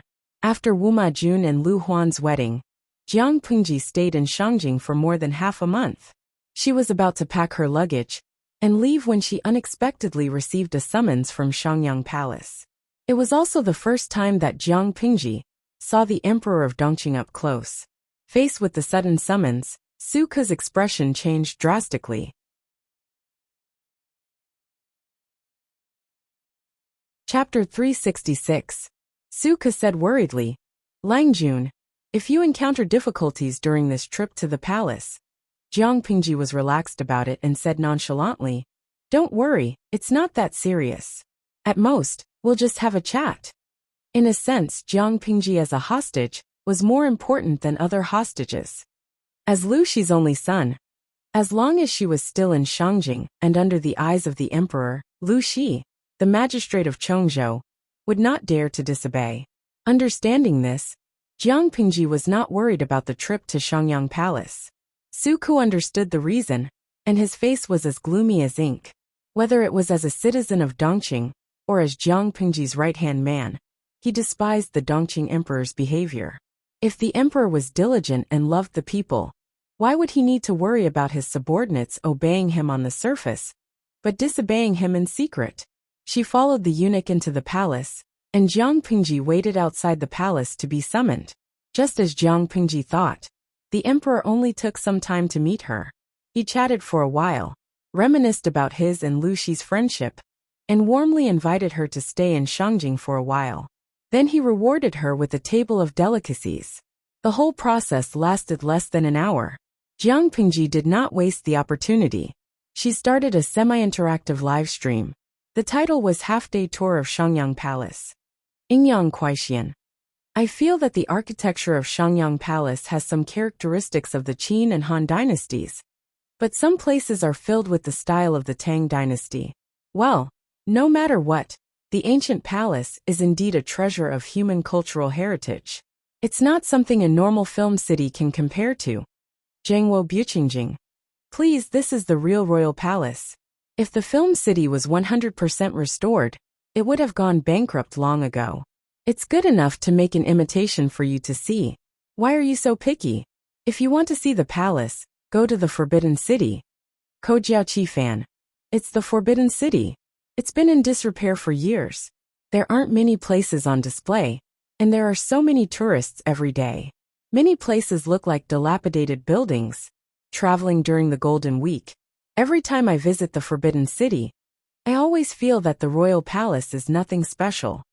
Jiang Pingji had been in this era for a few years, but it was the first time she was in such close contact with Shangyang Palace.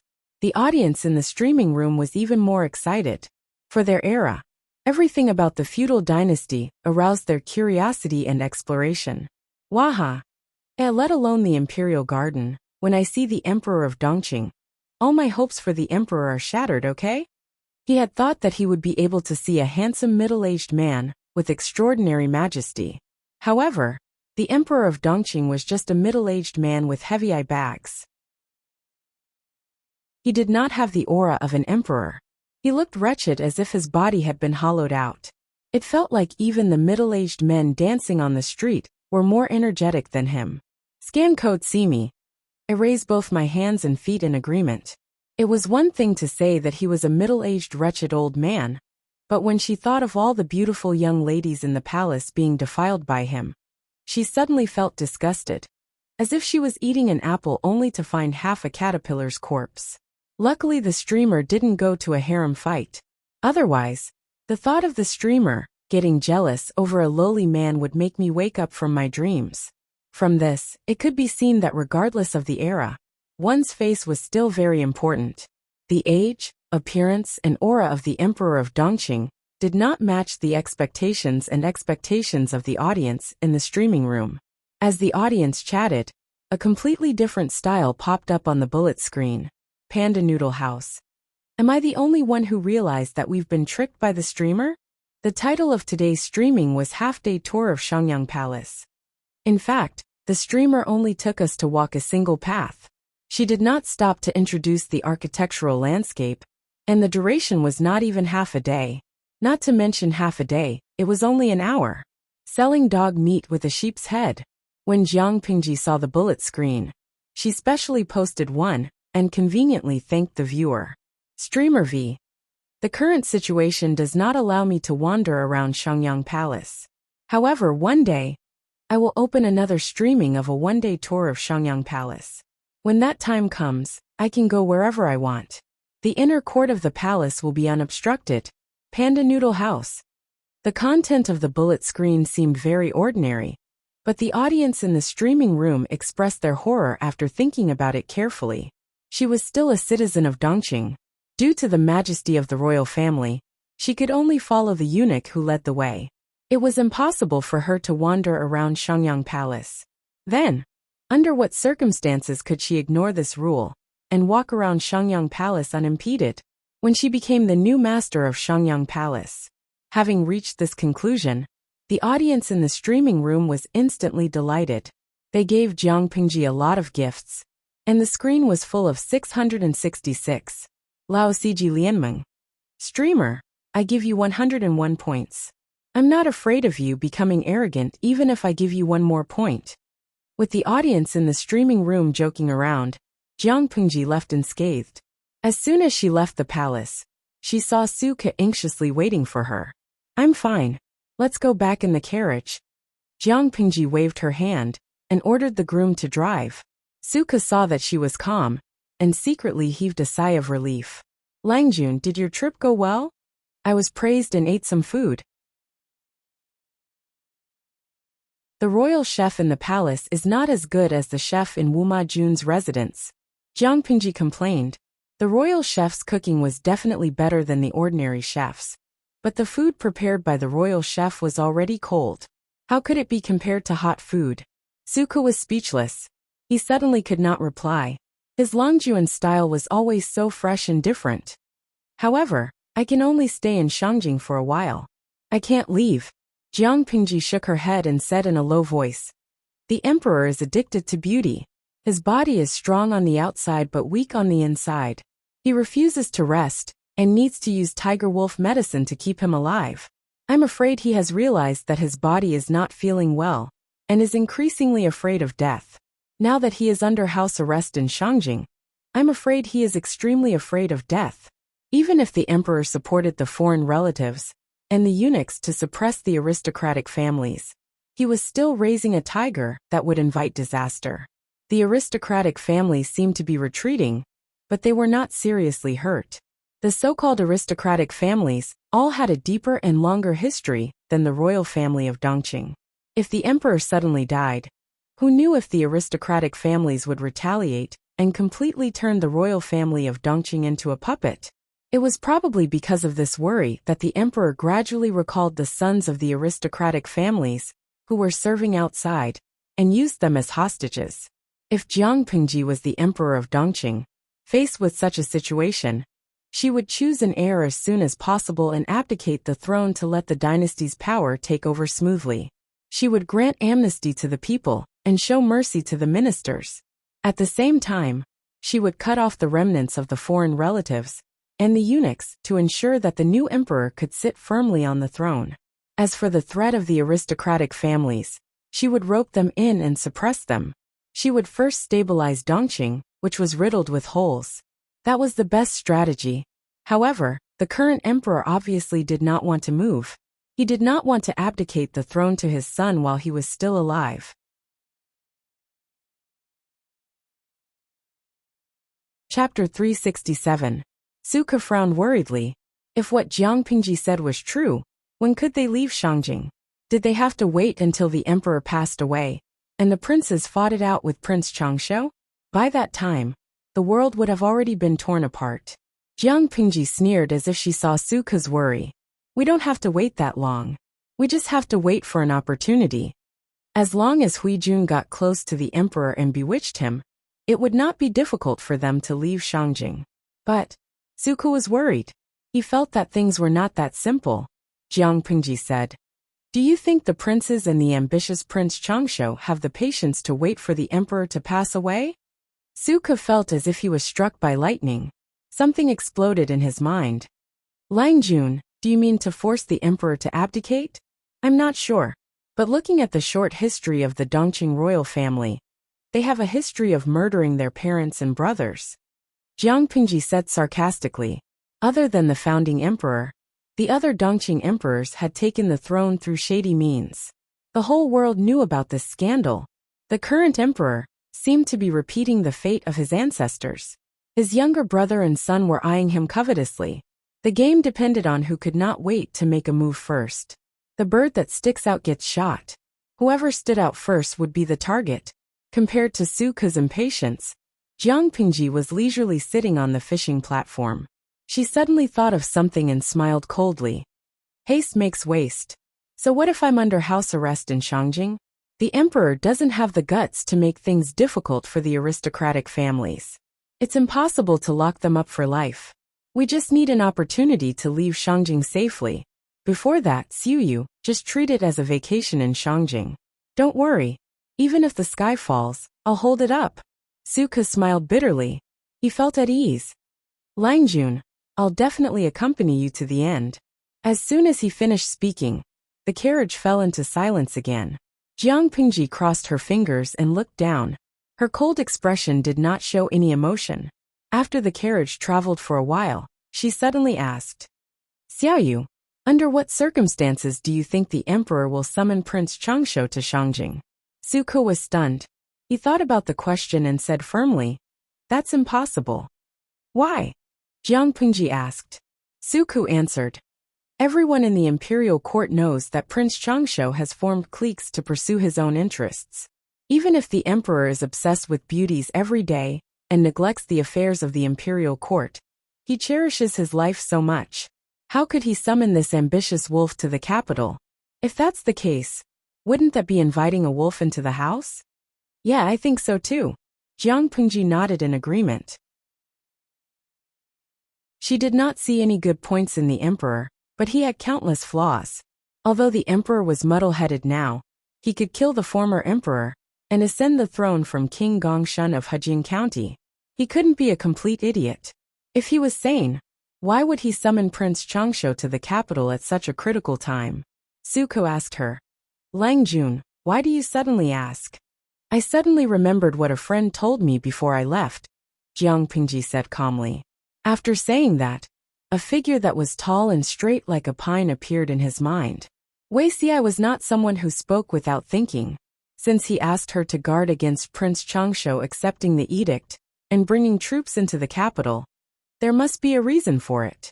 Suke thought about it repeatedly and frowned. If it's true, there might be three possibilities.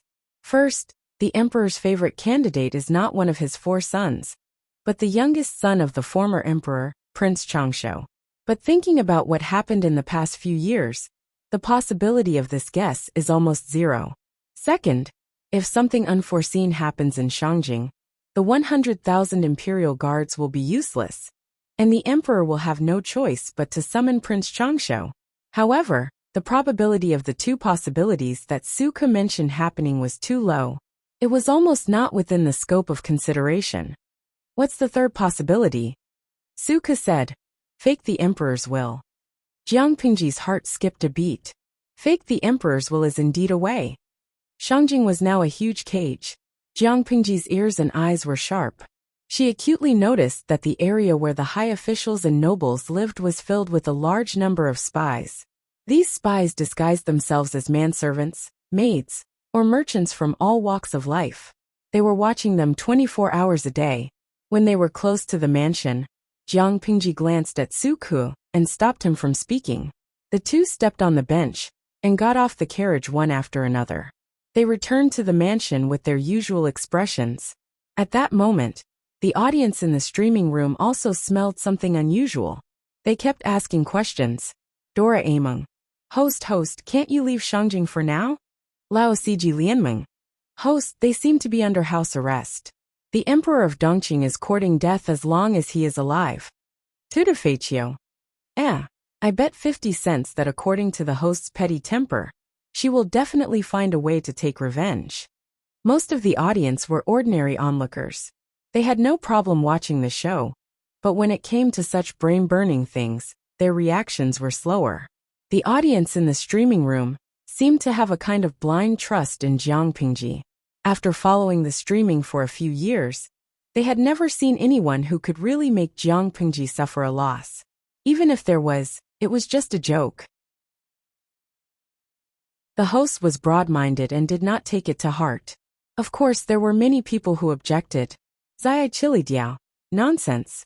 Are you all crazy? The host has no scholarly honor now. Even if she has a powerful father, Water from afar can't put out the fire at hand. If the emperor of a feudal dynasty wants to lay his hands on her, can she go to heaven? Shinsho Yangtua. Yes, I like this streaming room the most. I can always see hundreds of thousands of idiots praising an ordinary host. Lao Siji Lianmeng. Hehe. I can see that there are indeed many experts in this streaming room, who still remembers the host skills. Even if she can't fly on roofs and vault over walls, at least she can leave Shangjing safely. It was not a matter of whether she would leave or not, but when she would leave. Jiang Pingji did not care about the bullet screens that were worrying about her or slandering her. When it came to strength, it was all empty talk. Only when it was done would it be real. Although it was house arrest, apart from not being able to leave the city, there was no restriction on her personal freedom. In fact, she was quite happy. After more than half a month, Jiang Pingji and Shangjing's chief patrol officer Huang Song coincidentally met a few times. After a while they became friends. Feng Ju, a mischievous child, came along. The three of them often drank tea and watched dramas. The place where they drank tea and watched dramas was naturally not suitable for children. Feng Jin, who knew about this, was speechless. She leaned against the table leisurely. A row of musicians was playing and singing in the corner of the room. The song was so sweet that it went straight to the heart. Jiang Pingji peeled peanuts and stuffed them into her mouth one by one.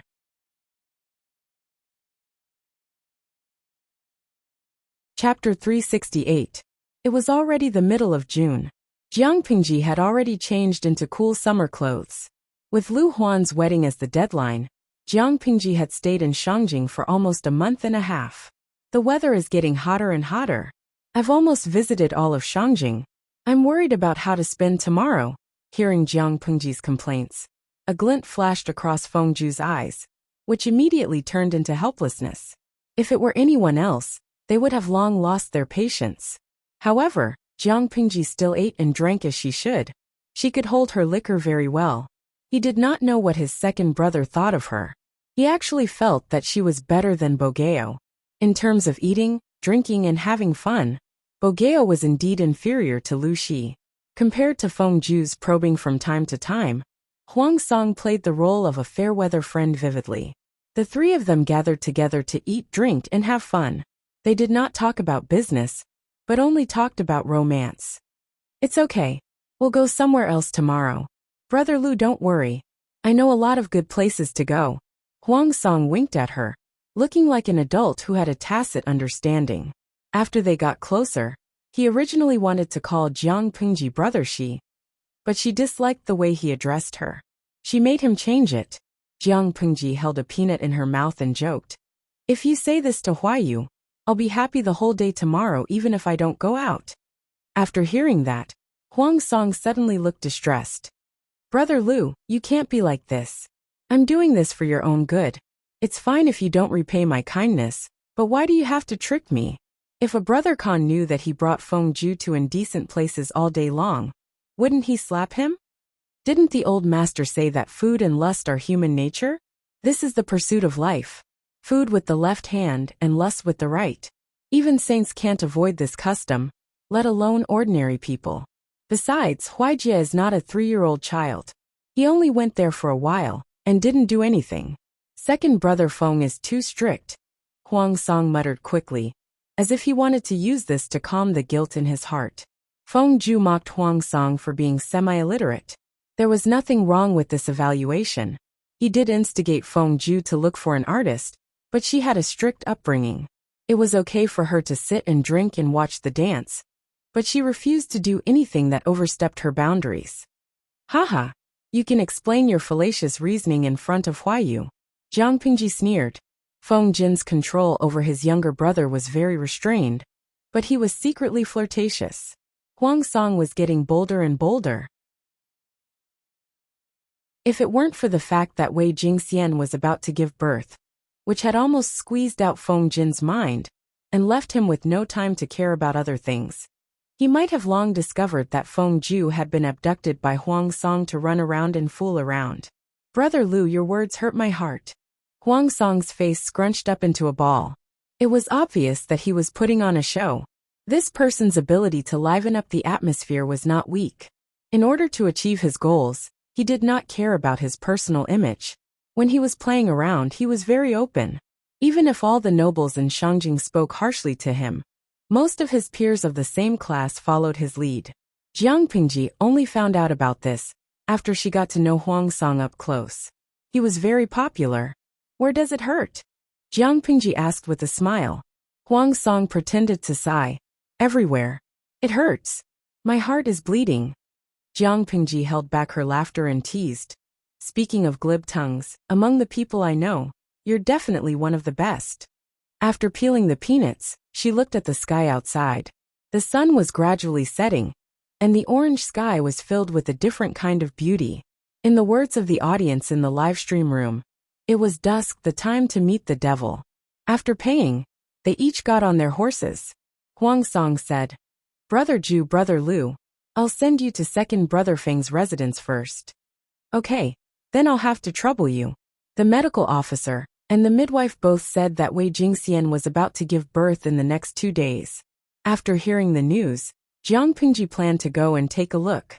Feng Jin and his wife were also hostages, who were under house arrest. Their personal freedom was not restricted, but pregnant women were sensitive and thoughtful. They lacked experienced elders to take care of them. It was their first child, so the young couple always felt uneasy. On the way, Jiang Pingji looked at the street and frowned slightly. Something was not right. Seeing the situation, Huang Song asked with concern, Brother Lu, are you not feeling well? No, I just feel that the streets have become much more deserted these 2 days. The stray cats and dogs that are usually seen have disappeared, Huang Song said. Yes, after being reminded by you, I also feel strange. I suddenly remembered something. 2 days ago, the wolf dog at home was in a strange mood. It scratched the wall all night and howled nonstop in the middle of the night. The old man wanted to kill that beast. Jiang Pingji was startled. Is that true?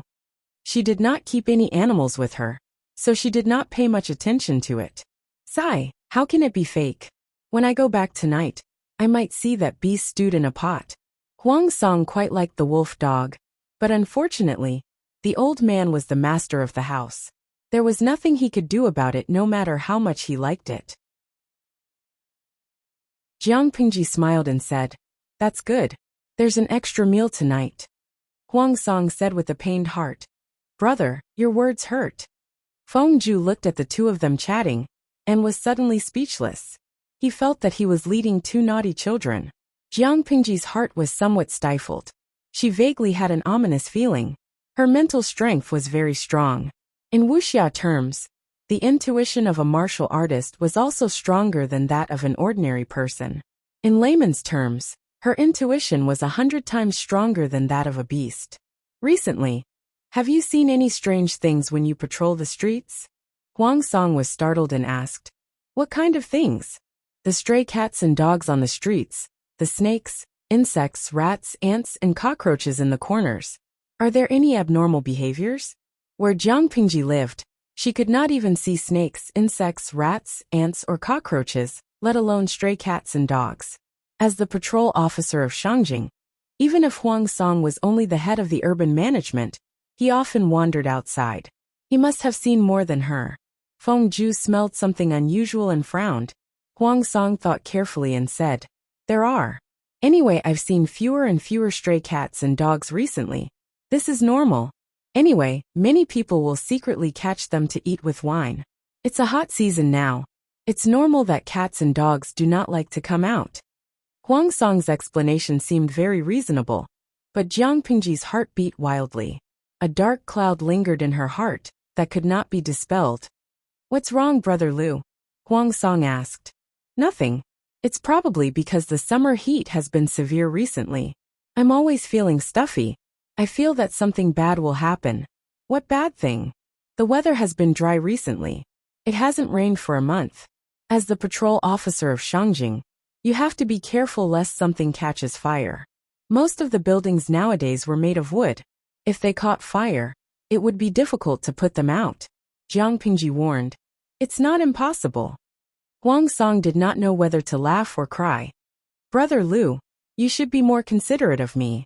If it really catches fire, You'll lose your lowly position as the patrol officer of Shangjing.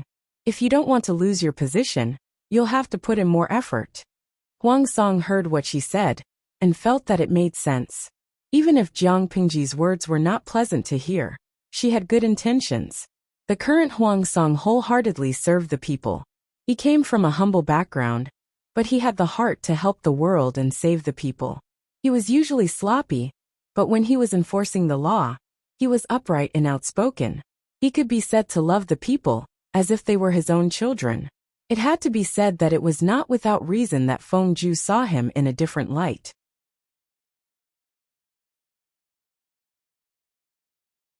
Chapter 369. The three of them arrived at Feng Jin's residence. Jiang Pingji saw Feng Jin, whom she had not seen for a few days. She was shocked by his dark eyes. Huayu, how many days have you not slept? 3 or 4 days. Feng Jin smelled alcohol and cosmetics on them. He was too tired to pursue the matter. Jiang Pingji complained. 3 or 4 days without sleep. Are you preparing to become a celestial being? Jiang Pingji learned about the joke from the audience in the streaming room. Feng Jin rubbed his brows to wake himself up. He did not have the energy to pursue the matter. Jingxian's stomach has been hurting for the past few days. She went to the delivery room a few times, but she came out again. It was getting more and more troublesome each time. He was so worried that he could not sleep. The child was purposely tormenting his inexperienced parents. Feng Jin had been tormented by his wife since she was pregnant. He could understand the difficulties of being a parent more and more. According to the customs of the ancient times, the father only needed to sow the seeds, wait for 10 months, and take over the child from the midwife. When Feng Jin and his wife were under house arrest, Jingxian was discovered to be pregnant. Many things could only be solved by the husband and wife. The more he was involved, the more he felt a sense of security as a father. What about now? Feng Jin said. The midwife made some ginseng chicken soup. She's drinking it now. I asked Takshu to send some good old ginseng. I heard it's good for pregnant women. Feng Jin nodded. He had seen the old ginseng. Its age and medicinal properties were excellent. It was prepared for labor. Perhaps because he had not slept for a few days, his brain was a little slow. He only reacted after a while. Lanting, why are you here today? After Takshu sent the old ginseng, she went back and told me that Jingxian is going to give birth in 2 days. I was worried that you were short of hands, so I volunteered to make up the numbers. Jiang Pingji often visited Feng Jin's house during her stay in Shangjing. She was familiar with his servant. She asked the servant to make a pot of refreshing hot tea as soon as she entered the house. Drink some tea to wake up your mind. Don't fall asleep. Feng Jin thanked her tiredly. Thank you. He had been tense for the past few days, afraid that while he was dozing off, the other side would make a move. He was so nervous that he didn't dare to sleep for even a moment. With Jiang Pingji's arrival, he felt much more at ease and gradually felt sleepy. You and I are best friends. There's no need to thank me. Not long after, a series of painful cries came from inside the room. The maidservants and the midwife were running around in circles. And then there was no more sound. It was another false alarm. Feng Zhu also waited for 4 hours. The moon was high in the sky, but there was still no movement in the delivery room. As the father, Feng Jin was tormented. Wei Jingxian, who was pregnant and giving birth, was also exhausted. She was sweating profusely, and her face was pale. The maidservant kept wiping her sweat with a damp cloth. The midwife checked, and said that it was not the right time yet. She could rest for a while. Usually, it would take 6 to 10 hours for a pregnant woman's first child to be born smoothly. If it was a little more difficult, it might even take 3 to 5 days. 3 to 5 days. Feng Jin almost fainted when he heard the time. The midwife looked at him strangely. She had delivered countless children, but she had never seen a man as nervous as him. When it was midnight, Jiang Pingji asked Feng Jin to take a nap first. With her and Feng Zhu watching over the place, there would be no problems. When Feng Zhu heard this, he looked at her with a strange expression. If he did not investigate wrongly, the person in front of him seemed to be his second sister-in-law's ex-fiancé. How could his second brother be at ease? However, Feng Jin's reaction made his eyeballs almost pop out of their sockets. Okay, landing is here. Jin can rest assured. If it starts, wake me up. Feng Jin was already so sleepy that he couldn't stand it anymore. His mind was a little groggy. He asked the servant to bring a set of bedding, and directly rolled it over his body. He leaned against the pillar and took a nap. Not long after, he fell into a deep sleep. Feng Ju was speechless. Not long after, Wei Jingxian's cries of pain came from the delivery room. In order to save energy, she gritted her teeth. Her voice sounded very muffled. Women in ancient times giving birth. It's really scary. Jiang Pingji had sharp ears and eyes. She heard the movements very clearly. Her heart could not help but tremble. The methods of reproduction in ancient times were so backward that it made her hair stand on end. They could even be sentenced in the Federation. She spoke softly, so Feng Ju did not hear her clearly. He only heard her lament that giving birth was not easy. Don't all women have to go through this? He said matter-of-factly.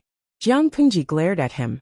There was a look of disdain in her eyes that made him scratch his head in confusion. She secretly poked the system and said in her heart, I guess I'll have to stay up late tonight. If I'm bored, I'll start a live stream. The system did not reply. It just silently started the live stream. It was estimated that it was also night time at the other end of the live stream. After a full 10 seconds, the number of people in the live stream room reached the upper limit of 150,000. Host V, it's boring at night. Let's chat to kill time. It was midnight.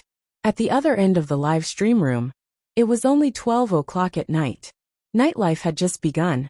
The people in ancient times did not have so much entertainment. The lighting equipment was only outdated oil lamps. To save money, they had long gone back to bed and fell into a sweet dream. At the same time, a short and frightened cry broke the silence of the night. Not long after, a spark lit up and lit the wick in the lantern.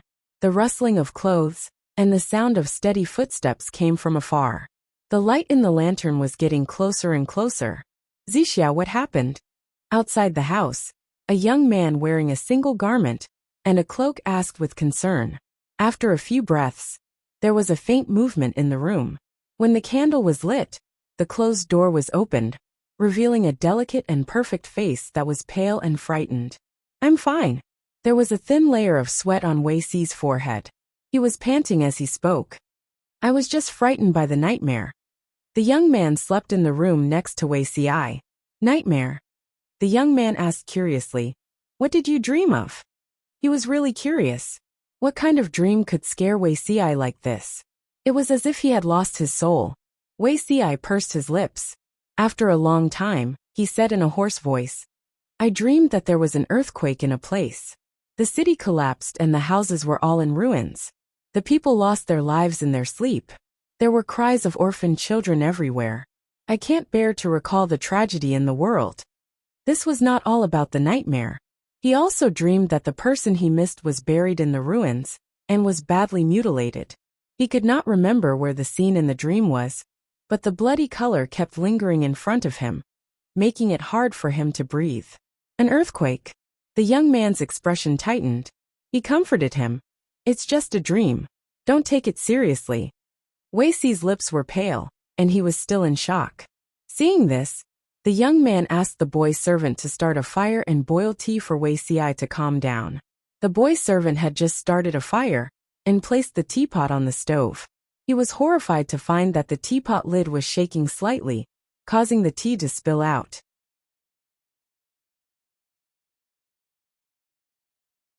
Chapter 370. Such a scene scared the boy attendant so much that his face turned pale. He hurriedly shouted, Mister, there's a monster. The boy attendant noticed the unusual movement. The young man and Wei Si naturally noticed it too. The two of them hurriedly ran to an open space. The tremor lasted for the time it took to burn half an incense stick. Is this an earthquake? The young man tightened his cloak. Even though the night was still stuffy, he felt a chill all over his body. Wei Si's face was drained of blood and was pale. It was as if something in his mind had cracked open, causing his thoughts to be empty. When did an earthquake happen in Dongqing? At this time in his previous life, He was already in Zhongzhao's Bianzhou. The Wei family of Hejian was weak, and could only rely on the Wei family of Bianzhou. He did not want to participate in the struggle of the clan. For the next few years, he lived in seclusion, and occasionally paid attention to the affairs of the outside world. When the world was in chaos, and he was appreciated by the old master, he came out to help. At that time, the world was already divided. The 9 states and 5 countries no longer existed. The feudal lords were divided, and the power struggle for hegemony was already in full swing. As for Dongqing, he had a thorough understanding of it. He searched his memory, but could not remember any earthquake at this time. The earthquake originated from the side of the Emperor's star. He raised his head and glanced at the celestial body. The treacherous celestial body exuded a gloomy coldness, as though it was covered with a faint layer of blood. It gave him a sense of meaning. He pinched his fingers and calculated for a long time, before he vaguely calculated that the source of the earthquake was near the Emperor's star. The Ziwei star in Dongqing referred to the Emperor of Dongqing. The side of Ziwei star naturally referred to Shangjing. His current location was very far from Shangjing. It would take 2 months if he rode at full speed. He could feel such an obvious tremor from so far away. It was hard for him to imagine what would happen in Shangjing, which was the epicenter of the earthquake. If he knew that there would be an earthquake in Shangjing, how could he watch that person go to Shangjing? He had to stop it no matter what. Could it be that even the heavens couldn't bear to see him live a second life, and couldn't tolerate him? Zixia, what's wrong with you? Who would dare to go back to the house to sleep during an earthquake? The young man and the boy attendant hurriedly went inside to move some bedding. They planned to sleep in the open space in the courtyard for the night. Everything would be discussed tomorrow. Suddenly, he realized that his friend seemed to have lost his soul. Shiheng, I'm fine. I just thought of the nightmare just now. That might be a warning from the heavens. He had just had a nightmare, and when he woke up, there really was an earthquake. Wasn't this a warning from the heavens? The young man looked worried. Dongqing today, how can it withstand such torment? The officials neglected the affairs of the court, and the court was filled with the lackeys of their relatives and eunuchs. Who knew how many people were buried in this earthquake? How many people will survive? Wei Xi's gaze was distant. It was unknown if he had heard his friend's murmur. 2 flowers blossomed, one on each side. Jiang Pingji's alertness was far sharper than that of a beast. Half a minute before the earthquake, her nerves were already stretched to the limit. She had never felt so flustered before. Her heart was beating abnormally fast. Stop sleeping. She slapped Feng Zhu's back and woke up the naughty child who was secretly taking a nap. I'm very flustered. Feng Zhu looked at Jiang Pingji in confusion. What did it have to do with him, that she was panicking? Do you want me to rub it for you? Feng Zhu maintained a cold expression. The audience in the streaming room burst into laughter at his godly reply. The bullet screen was full of comments from people who felt sorry for the naughty child. He was courting death with such depth. Get lost. Who asked you to rub it? Jiang Pingji said rudely. Her rude attitude made Feng Zhu's impression of her even worse. I think something is going to happen. Go and wake Huayu up. Go to an empty place in the courtyard and wait. I'll go to the delivery room to take a look. Feng Zhu's temper rose after being treated so rudely by her. However, Jiang Pingji's actions were agile and swift. She had already gotten up and went to the delivery room. At this moment, the midwife suddenly opened the door of the delivery room and said, Madam is moving. What? At this time? Jiang Pingji was stunned. A strong sense of crisis rushed from the soles of her feet to her brain. She raised her hand and waved the midwife away. She pushed her to the corridor and quickly rushed into the delivery room. The midwife was shocked by her sudden action. She cried out and fell to the ground on her buttocks. There seemed to be a cracking sound at her waist. She had twisted it. In the next moment, the ground shook violently, as if the sky and earth were turning upside down. The earth quaked and the mountains cracked. The loud sound of the house collapsing exploded in everyone's ears. Dust filled the air. The terrified screams were drowned out. Everything happened too suddenly. The audience in the streaming room was completely dumbfounded. When they came to their senses, the streaming screen was already in a mess. The eaves suddenly collapsed and fell on the maidservant in the delivery room. Blood and flesh splattered all over the ground. Jiang Pingji's physical potential exploded in an instant. Before the eaves were about to hit Wei Jingxian, Jiang Pingji hugged Wei Jingxian along with the thin blanket. She rolled over and narrowly avoided being hit. The candles in the room had long been extinguished, and the surroundings were pitch black. Jiang Pingji relied on her intuition and memory. She carried Wei Jingxian, who was covered in blood, and rushed out of the delivery room. The moonlight poured down, and there was light in their vision. The ground was still shaking. Jiang Pingji placed Wei Jingxian on the empty ground and handed her over to the midwife, who was scared out of her wits. "I'll go in to save her. You help Jingxian deliver the baby first." "Feng Huijie, what the hell are you doing? Hurry up and come over to help." Fortunately, Feng Jin did not like complicated and gorgeous decorations. There was only a small pond in the courtyard.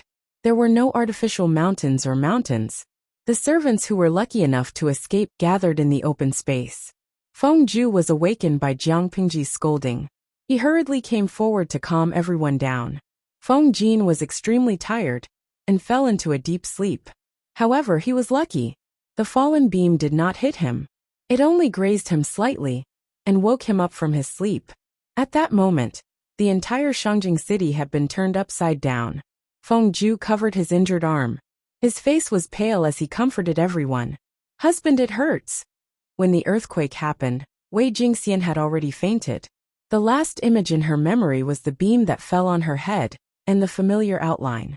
The midwife's psychological quality was good enough.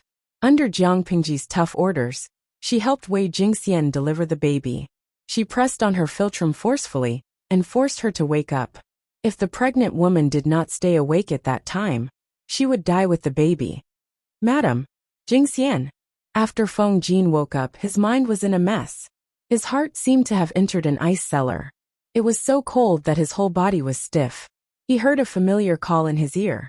He barely regained his consciousness and hugged Wei Jingxian, who was covered in blood, tightly. "Stomach. Stomach hurts." Wei Jingxian felt a sharp pain in her stomach. It was as if something hot and wet had burst. It stained the clothes and bedding under her. Waves of intense pain passed through her brain. "Is I going to give birth?" In another place, Jiang Pingji rescued 2 injured servants and placed them in an open space. The entire mansion had been turned into ruins. There would be waves of aftershocks. She could only try her best. Fortunately, the houses in ancient times were low. Even if there were aftershocks, she did not have to worry about being buried in the ruins. She dug out some bedding and bedsheets from the ruins and threw them to Feng Ju. "Surround it and make a temporary delivery room. Get someone to search the stove and boil hot water as soon as possible."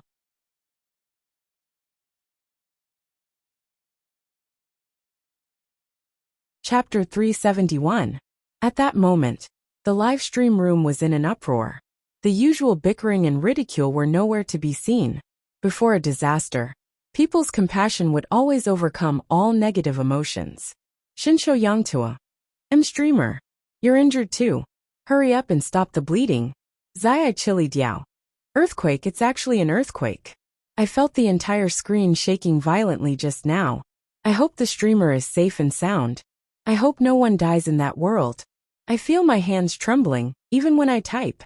However, how could there be no deaths in such a large-scale earthquake? Even in their world, when the Luchuan earthquake happened in China, there were extremely heavy casualties. Not to mention in ancient times where rescue measures were extremely backward. In such an era, it was not the end after the earthquake. There were subsequent disaster relief, medical treatment, and disposal of corpses. If 20% of people died in the earthquake, those who could not be rescued in time and were seriously injured would account for at least 30%. That was not all. Wounds would be infected, medicine would be lacking, food would be lacking, and if the corpses were not properly disposed of, it could even cause a plague. Jiang Pingji had no time to care about that. She raised her hand and wiped her face, then washed her hands with the water from the pond in the courtyard. "Let's help Jingxian deliver the baby first.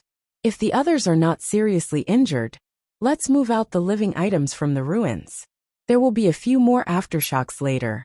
Be careful. Jiang Pingji chopped the broken beam with her bare hands and inserted it deeply into the ground. Then, she spread the bedsheets and bedding to make an area. She made the remaining items into firewood and started a fire. Her calm appearance made the people around her feel more at ease. Because of Jiang Pingji's protection, Jingxian was not injured. However, as a pregnant woman about to give birth, she was frightened and her situation was very critical. The doctor who was originally invited to keep watch was hit in the head by the falling beam and died on the spot. The midwife only knew how to deliver a baby and did not know how to treat a patient. She had just twisted her waist. Huaiyu, stay here with Jingxian. She will feel more at ease. Huaijia, bring the servants to search the surroundings to see if there are any living people. Jiang Pingji multitasked and typed a string of words in the live stream room at the same time. Host V. Is there anyone who is an obstetrician and gynecologist?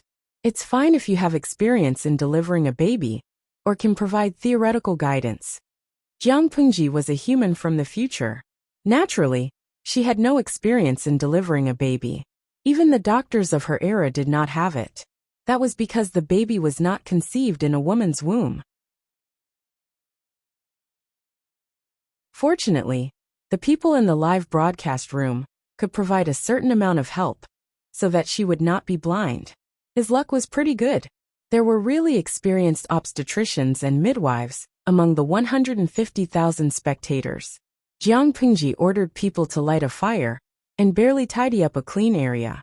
Can the child be delivered naturally? The midwife endured the pain in her waist and glanced at Jiang Pingji. She was touching the pregnant woman's belly and identifying the fetal position according to the guidance of the audience in the streaming room. Then, she looked at the husband of the pregnant woman, Feng Jin, in a difficult position. No, it's fine if the husband doesn't mind the bloody scene in the delivery room.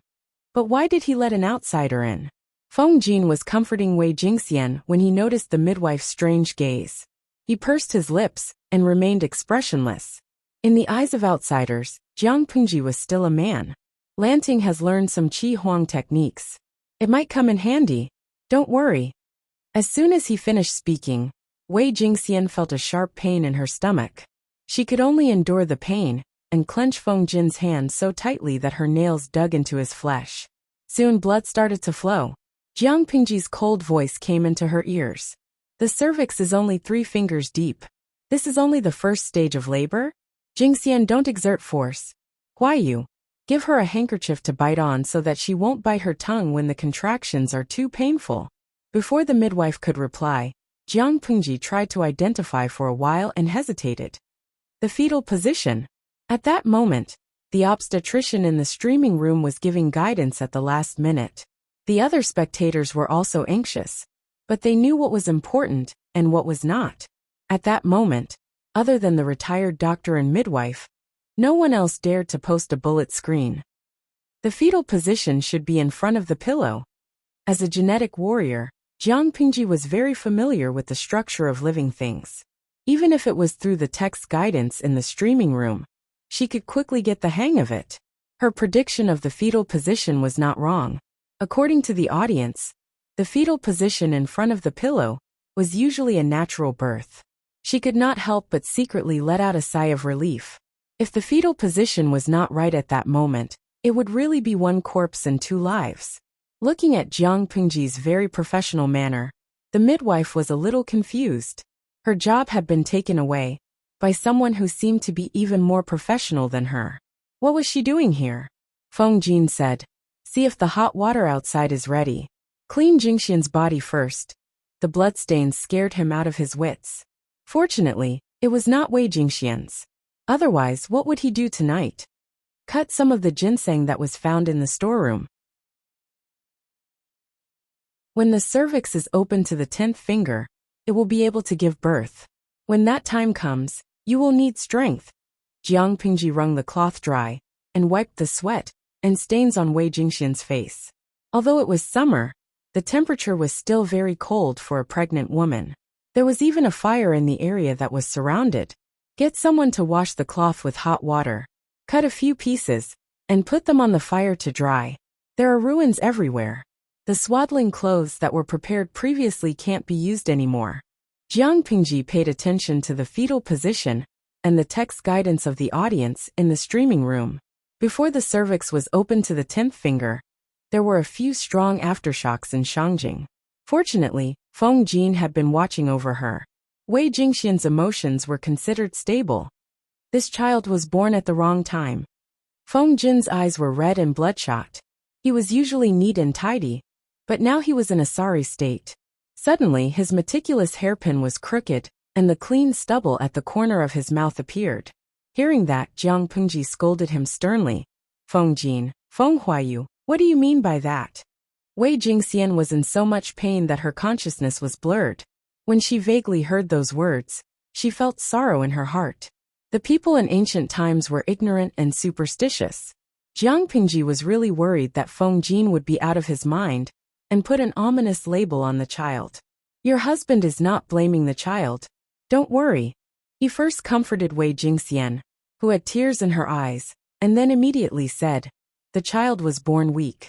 He needs careful care to grow up healthily.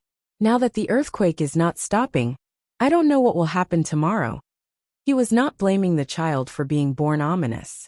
He was just worried that the child born under such circumstances would not survive. Everything will be discussed after the child is born. Jiang Pingji said coldly, a man should be indomitable. Can't you even protect your wife and child? Jingxian is going to give birth now. Can't you say something festive and humorous? How unlucky. Feng Jin responded with silence. There was another wave of intense pain and contraction. Wei Jingxian could not help but cry out, little angel Meng Meng. Streamer, that's enough. At that moment, a corner of the rising sun had risen in the sky. The golden morning sun shone on the earth, dispelling the long night. Jingxian, you can use force. Follow my instructions. Finally, there was a result after a long wait.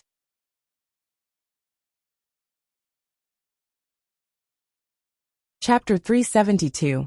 Little Angel Meng Meng. Miss Jingxian's physical condition is very good. With proper postpartum care, she should be able to recover quickly. I'm not sure about the child's condition. However, the child was born tenaciously in this world. I think the heavens will bless this little life. After the retired obstetrician and gynecologist said this, the silence in the live broadcast room seemed to have been lifted, and the number of comments slowly increased.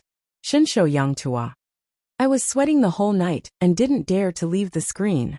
I never knew that giving birth was so painful for a woman. Just now, I called my mother while trembling. I was wrong. I shouldn't have scolded her over such a small matter. Love spicy sticks. I won't hate the streamer anymore. You're really someone who can go to heaven. Melancholy.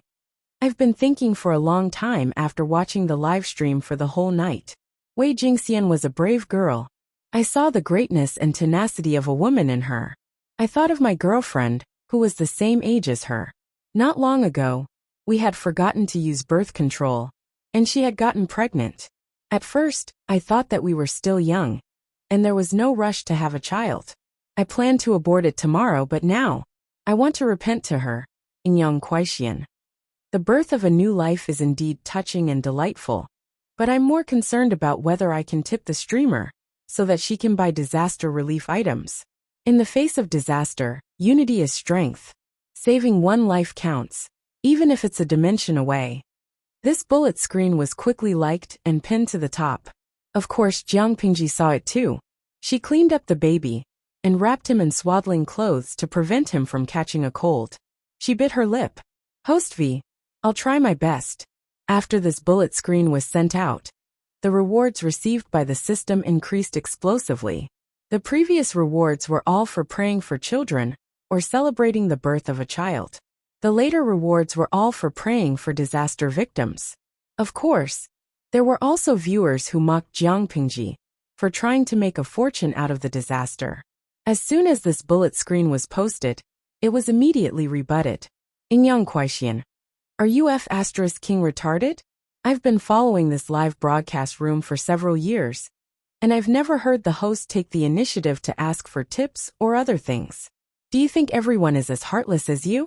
If she's such a person, I'll live stream myself eating my keyboard. De Zhuangzhu's wife. Idiot, I've made the call. Pick it up. Potato beef Gafen. Hee, you must have watched too many of those coquettish bitches' live broadcasts. Do you think everyone is greedy for money? There was a huge earthquake and so many people died. How could you say such inhumane words? Doesn't your conscience hurt? Jiang Pingji was initially disgusted, but after seeing so many words of support for her, the discomfort in her heart vanished. Just for this, it was worth it for her to shed all pretense of cordiality with the system. Feng Jin and Wei Jingxian's first child was a little girl. Her face was wrinkled and red. She looked like a monkey that had lost its fur. But at that moment, Jiang Pingji felt that this child had a beauty that could cause the downfall of a city. She handed the child to the Feng couple, who were anxiously waiting for her. Give her a hug. She's a beautiful daughter. Thank you. Feng Jin's face was pale. When the child was just born, he felt so nervous that he almost suffocated.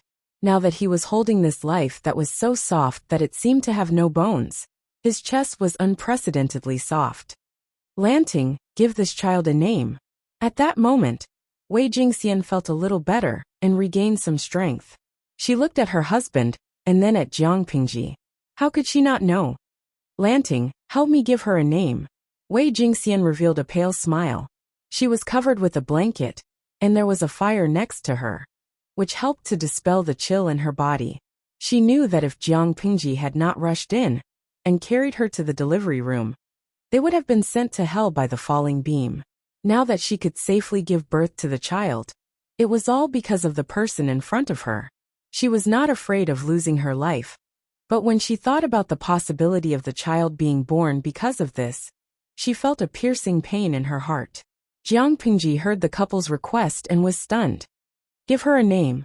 In this era, when a newborn was born in every family, the father had to wait at the door for the first passerby to give his child a lowly name. Ordinary people had the saying that lowly names were easier to support, but that was the habit of ordinary people. The aristocrats scoffed at it. Since Feng Jin and his wife had spoken, Jiang Pingji thought for a while and said, Huayu's family is not suitable to give their child a lowly name, so I'll give her a masculine name. She'll be called Changsheng. I hope that she will live a happy life and live a long and happy life. Changsheng? Okay, that's the name. Feng Jin finally smiled. The child seemed to feel it. She licked her lips and rubbed her head against his chest. While they were talking, the sky was completely bright. The servants who were alive quietly cleaned up the ruins. They were lucky enough to survive, but most of them were buried in the ruins and could not see the light of day. Jiang Pingji lifted the curtain and walked out of the simple delivery room. The midwife, who had sprained her waist badly, was sitting by the side and instructing the maidservants to make chicken soup. There were many ingredients that were beneficial to the recovery of the pregnant woman after giving birth. When the midwife saw her, she quickly asked the maidservants to bring a copper basin. There was a cloth towel beside the copper basin, and it was filled with warm water. Langjun, do you want to wash your face? I asked the maidservants in the manner to find the old master's clothes. He hasn't worn them yet. You can change into them and wash the wound on your back. If it's left for too long and the weather is hot, it will fester easily. The midwife looked at Jiang Pingji carefully. She felt that she had discovered a terrifying secret. It was too dark last night, and the earthquake happened too quickly. She did not notice the details. Now that it was bright, she stayed by the side and thought about it carefully. She felt that the young Langjun was a little strange. After all, she was a professional midwife.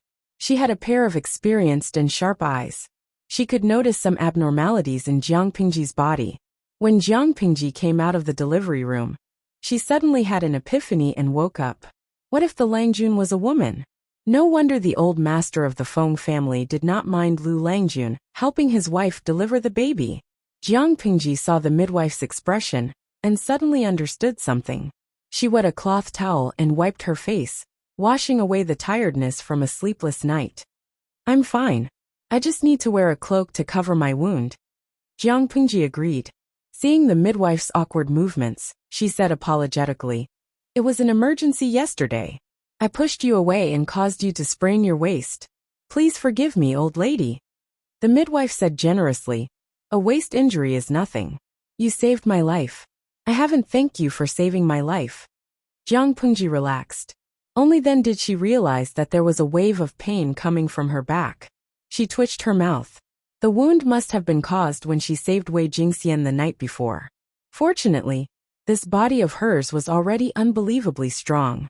If it was Lu Shi's original body, the beam that fell on him last night would have caused internal bleeding.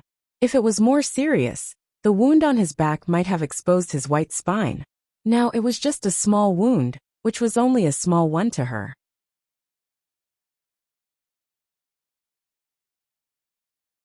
Chapter 373. Most of the houses had collapsed in the first earthquake, and the rest had been killed in the aftershocks. Wei Jingxian needed post-delivery care, and she could not continue to lie in the temporary delivery room. That was a special situation, and naturally, she had to be more meticulous. At such a time, tents were far safer than houses. Jiang Pengji said goodbye to Feng Jin. I have to go back. I don't know how my family is doing after last night's situation. The house and money are secondary. I'm just worried about Xiaoyu. Fortunately, the Lu's property in Shangjing was not big. It was small, and the house was low. It was mainly made of wood, and there was not much rubble. Even if the house collapsed, it would not kill anyone. I have to go back and take charge. Feng Jin knew what Suke meant to Jiang Pengji. They were master and servant, but they were actually good friends. I'll ask the servants to send you back. After the earthquake, there will be many mobs. It's better to be careful, Feng Jin said. Jiang Pengji was about to nod when she suddenly heard a familiar sound. She suddenly stood up and looked in the direction of the sound. Huff! Suke was panting. He saw the low-key and luxurious Feng Jin's house turned into ruins. His heart sank. White carried him through the ruins. He saw a familiar figure from afar, and his worry turned into ecstasy. Langjun. Suke jumped off the horse. He was so happy that he looked like he was about to cry. His face was covered in dust. His clothes were twisted like dried vegetables. His sleeves were torn, and his hair looked like it had been bitten by a dog. He looked very pathetic. Xiaoyu? Fortunately, you're still alive. How's the situation? Are there many casualties? Jiang Pengji saw that he was alive, and only had a slight scratch on his arm. She was relieved. Suke was not as fast as White. He was still stumbling toward Jiang Pengji, but White was already rubbing her cheek. He took a deep breath and reported. With White's warning, only the stableman was injured. Everyone else is fine. Jiang Pengji was confused. Only the stableman was injured? Suke looked at White, not knowing whether to laugh or cry. Langjun, Mr. White saved a lot of people. Yesterday before midnight, it suddenly jumped up and kicked over the stable. It accidentally injured the stableman who tried to stop it. Then it ran into the house and ran around. After all, it was a brave and skillful warhorse from the northern borderline, and it had a master like Jiang Pengji. How could an ordinary person tame it? Almost everyone was unable to sleep because of Whitey, but it was very intelligent. Whoever came near the house would have their heads gnawed off. The group of people did not dare to hurt Whitey. It was Jiang Pengji's beloved horse. The lives of all the servants were not as important as Whitey. Under Dabai's stubborn and willful obstruction, Suku and all the servants could only stay in the courtyard and confront Dabai. Then the earthquake happened. When Jiang Pengji heard this, her expression became extremely strange. Your hair is so messy. Did Dabai gnaw on it? She had thought that Suku had messed it up in the midst of the chaos, making it look like a dog had gnawed on it. So it was Dabai who had gnawed it? Suku was speechless. Langjun, it's too hurtful to say such things at this time. Well done. Jiang Pengji stroked Whitey's mane. The proud and beautiful little girl stuck out her tongue and licked her face, as if she was asking for credit. Seeing this, the gloominess in Suku's heart disappeared. If it was not on, then so be it. It was better than dying. Last night the earthquake happened suddenly. I ordered the servants to clean up the rubble and search for the people who were still alive. That's why I came late. Please forgive me, Langjun. Jiang Pengji smiled and said generously, You did the right thing. Why should I blame you? When the earthquake first happened, the probability of survival was high. When the aftershocks were over, it would be too late. You know your Longjuan's ability. If I can't survive, the whole of Shangjing will be a dead city. You came all the way here. What's the situation outside? If she had really failed and died in the earthquake, what was the use of Su Ke rushing over?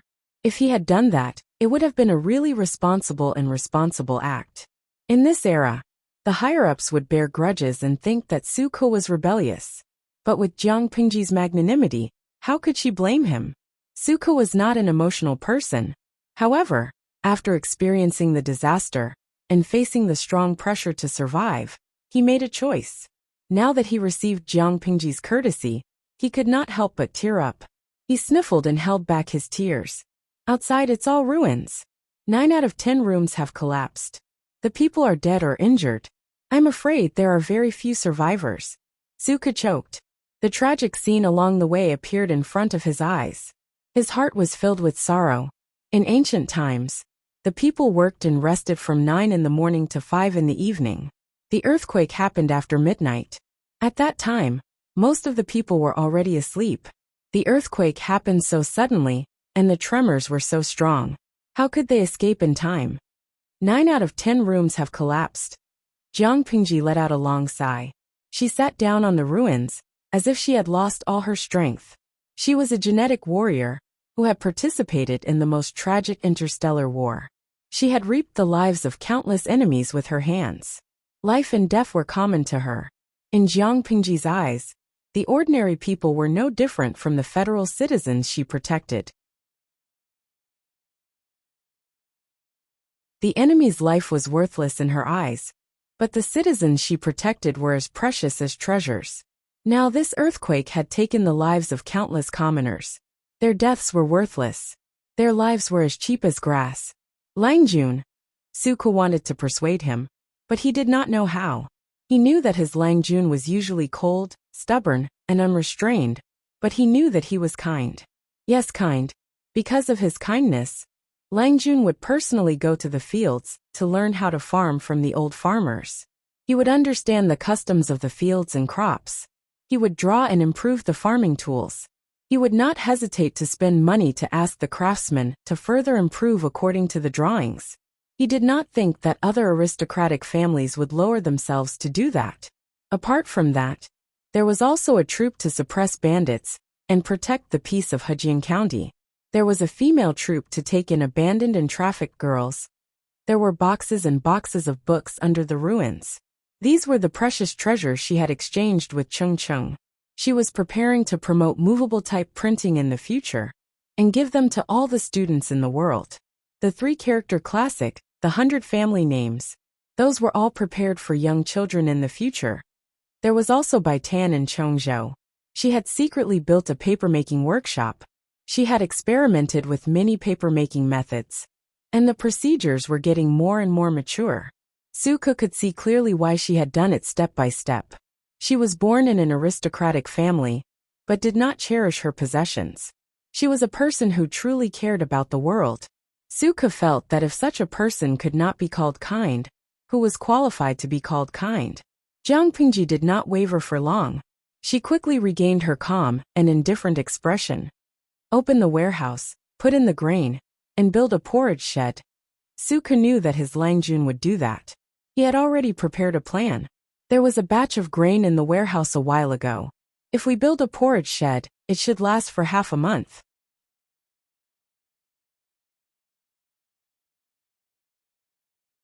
Chapter 374.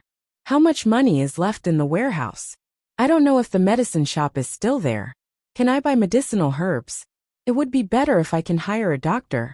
She could not save the people who died in the earthquake, but she would try her best to save the people who were still alive. If she had known that the earthquake would happen so suddenly, she would have looked for a doctor when she first came to Shangjing. In addition, allocate some money to hire the people who are still alive. Give them food or some wages. Ask them to help clean up the ruins and search for survivors under the ruins. Go and make a plan and calculate the cost. If it's not enough, Su Ke didn't need to calculate to know that the money in the warehouse was not enough. Therefore he told her the truth. Langjun, the money in the warehouse is not enough. Jiang Pingji pursed her lips and said, I will think of a way to get the money and food. You can do this first. Suke said, if we can persuade the families to open up their granaries, it might be effective. She sneered and asked bluntly, what do you think is the possibility? Countless people froze and starved to death during the snow disaster. How many families in Shangjing opened their granaries to get food? It was an earthquake now. Every family could not protect themselves. If they survived, they would leave the troublesome place immediately. Why would they stay? For the aristocratic families who boasted of their noble blood, ordinary people were like ants. Who would stay in a dangerous place like Shangjing for ants, let alone open the warehouse and give out money, food, and medicinal herbs? Suke remained silent in the face of her question. While they were talking, the sound of horses' hooves could be heard in the distance. Upon closer inspection, the person in the lead was the disheveled Huang Song. Behind him were a few soldiers in official uniforms. Brother Lu. Huang Song pulled the reins and stopped the horse in front of Jiang Pingji. Where is Brother Ju? He got off the horse. He could not help but secretly sigh in relief when he saw her pale face and messy hair. She was wearing a loose cloak. It seemed that she was not injured except that she was a little mentally weak. After listening to Jiang Pingji's words last night, Huang Song led his lackeys to patrol a few rounds. In the middle of the night, he even caught two hedonistic sons of aristocratic families fooling around on the streets. He was about to arrest them according to the rules of Shangjing, when the earthquake occurred without warning. The first thing Huang Song did was to gather the troops to save the people. He, on the other hand, hastened his horse back to the mansion to take a look. His father had always slept late. When the earthquake happened, he was slightly injured, but his life was not in danger. He was lucky enough to escape.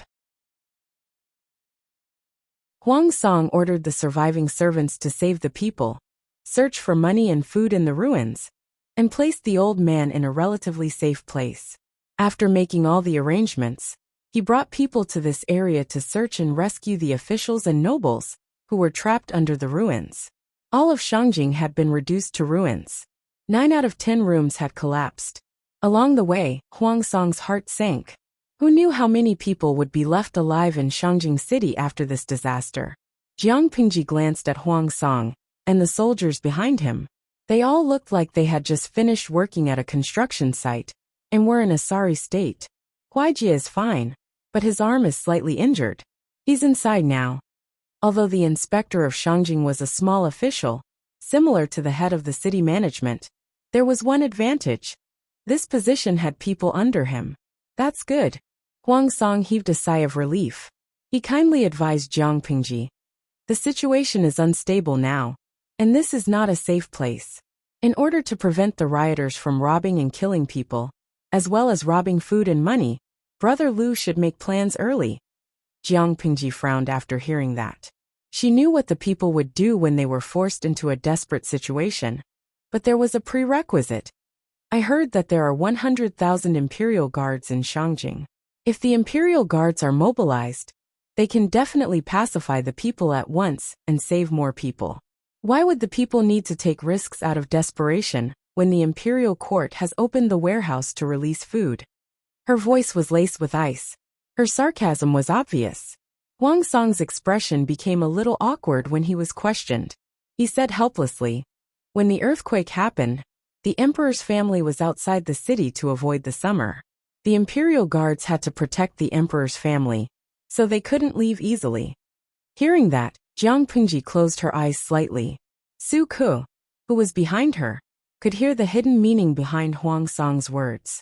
He almost could not help but step forward to question her.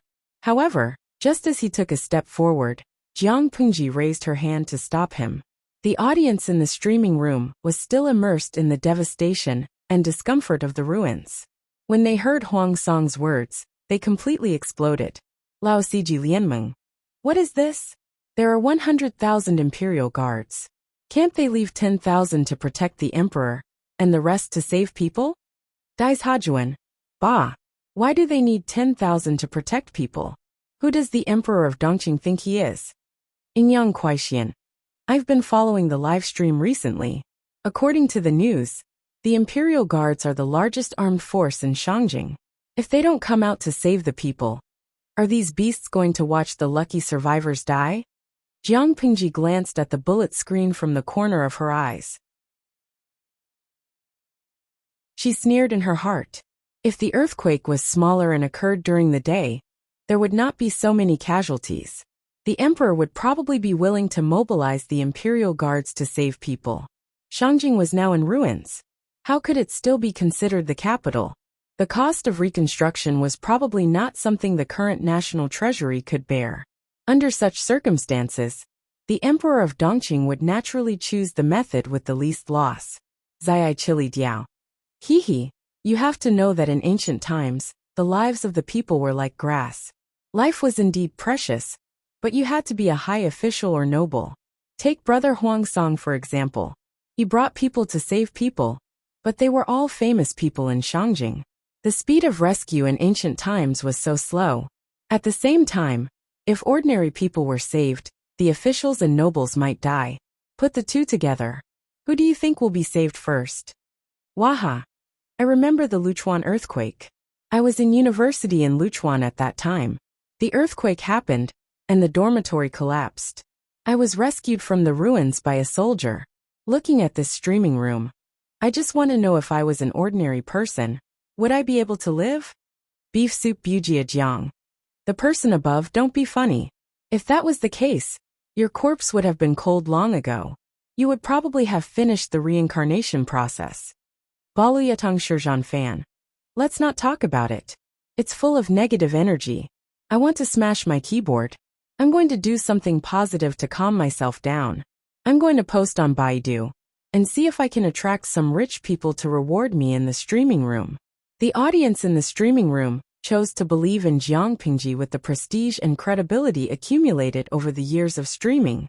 The rewards of various amounts continued. Huang Song seemed to have some sources of information. He had a good impression of Jiang Pingji, so he could not help but hint. Now that the emperor can't even take care of himself, Brother Lu, take the opportunity to leave quickly. From now on, you can fly freely in the sky and swim freely in the sea. If you're too late, and the emperor remembers you and second brother Feng, I'm afraid you won't be able to leave.